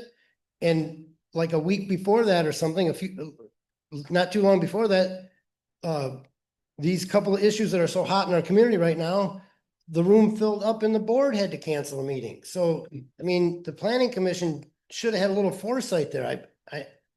I'm just a high school educated person. I'm not a college educated person like most of you are. I would think you guys, I mean, I could see that was going to happen. I don't know why you couldn't.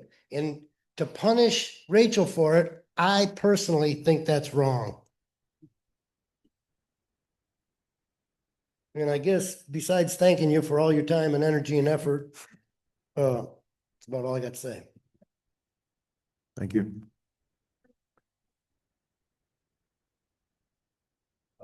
We're in the general public comments portion now. That's that again.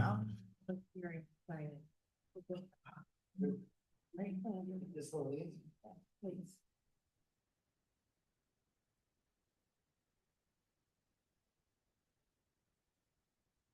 Kim Angus still is. Kim Angus still at 5101 Brown Bear. I'm going to speak on the same topic, but that's just because the board discussion made it obvious to me that I wasn't clear. My concern on your Second Amendment, how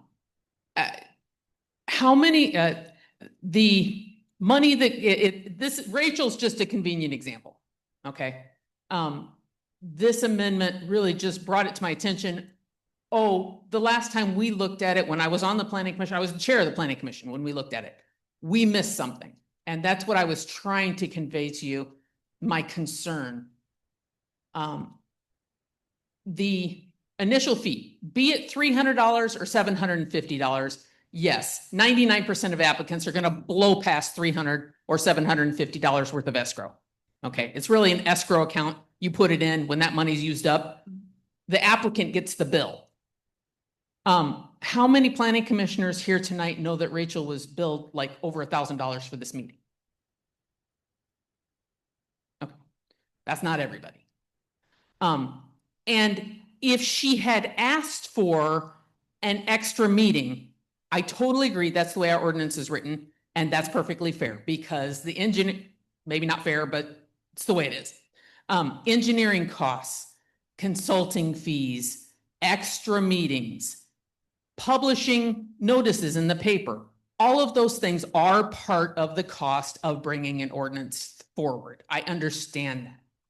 My concern was that when I asked Rachel, hey, did you ask them to do an extra meeting? Because we have never, as a township, we never billed for regular meetings. If we were doing it in the course of our regular activities, that was not an extra charge. And what I was told was she didn't ask for an extra meeting. The venue was necessary. Everyone could see the venue was going to be necessary. But having to publish it twice, that was a PC's mistake. And having to have a second meeting, that was the PC's mistake. And our ordinance, the way it's currently written, which is really my concern, there is nothing in the ordinance that required the planning commission to, or the chair or any representative of the township to go to the applicant and say, do you want us to speed this along and schedule an extra meeting? I would just like to have the PC consider the fact that maybe there needs to be an out clause, or the person who's getting the bill should be allowed to have some input just for fairness, to be able to say, hey, no, I'll wait another 2 weeks. Just out of reasonableness. So I hope that clarifies. Anybody that has any other questions, or if that's not making sense, please give me a call. I'd be more than happy to discuss it with you. Thank you.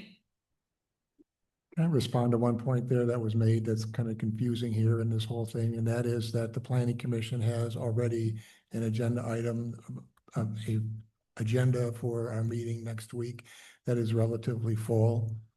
So that is a factor that needs to be considered in this, as well as the urgency that has been expressed by the applicant and others about moving this forward.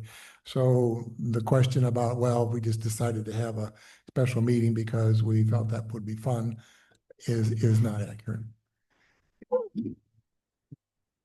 Yes, please. Okay, when I originally submitted this application, I made it known that I was giving you a rough draft. I was giving you a starting place. I was helping jumpstart the conversation. That was my aim. That was my goal. I expected, because what we did always in the past was deliberate, talk about it, put it in the packet, listen to the public comments. Folks came and gave you public comment. Nobody talked about it. It was like it didn't happen.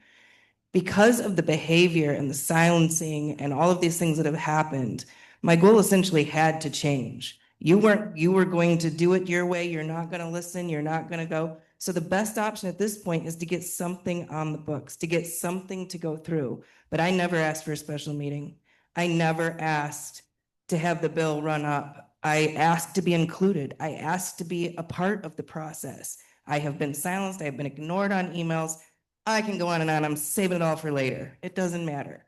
What matters is I want to work with you. I'm trying to help you. I'm not here to get anybody or be difficult. I feel like the difficulty is coming at me for trying to do something helpful and good. So if we can work together going forward on this, save me a couple dollars, save you some headache, let's do it. Please. Thank you.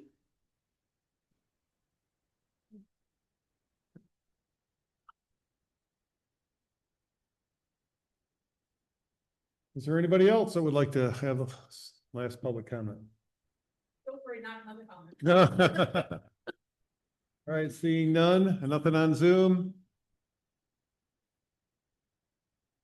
No one with hand raised. Okay, I'm making a motion that we adjourn. Oh, wait, I'm sorry. Yes, The next agenda item is PC discussion/comments. had that. Pardon? We had that. Okay, that was under deliberation. So. No, I jumped ahead of that instead of the public comment. Just need to clarify. Yep. Can I move to adjourn? Yes, and I second that. The next meeting day and time, and Yes, the next meeting is September 3rd. Wednesday, September At 3rd. 7 p.m. 7. Yes. at the township hall. The township. Okay, we have a motion, we have a second. All in favor, say aye. Aye. Aye, any opposed? Carried. Thank you very much.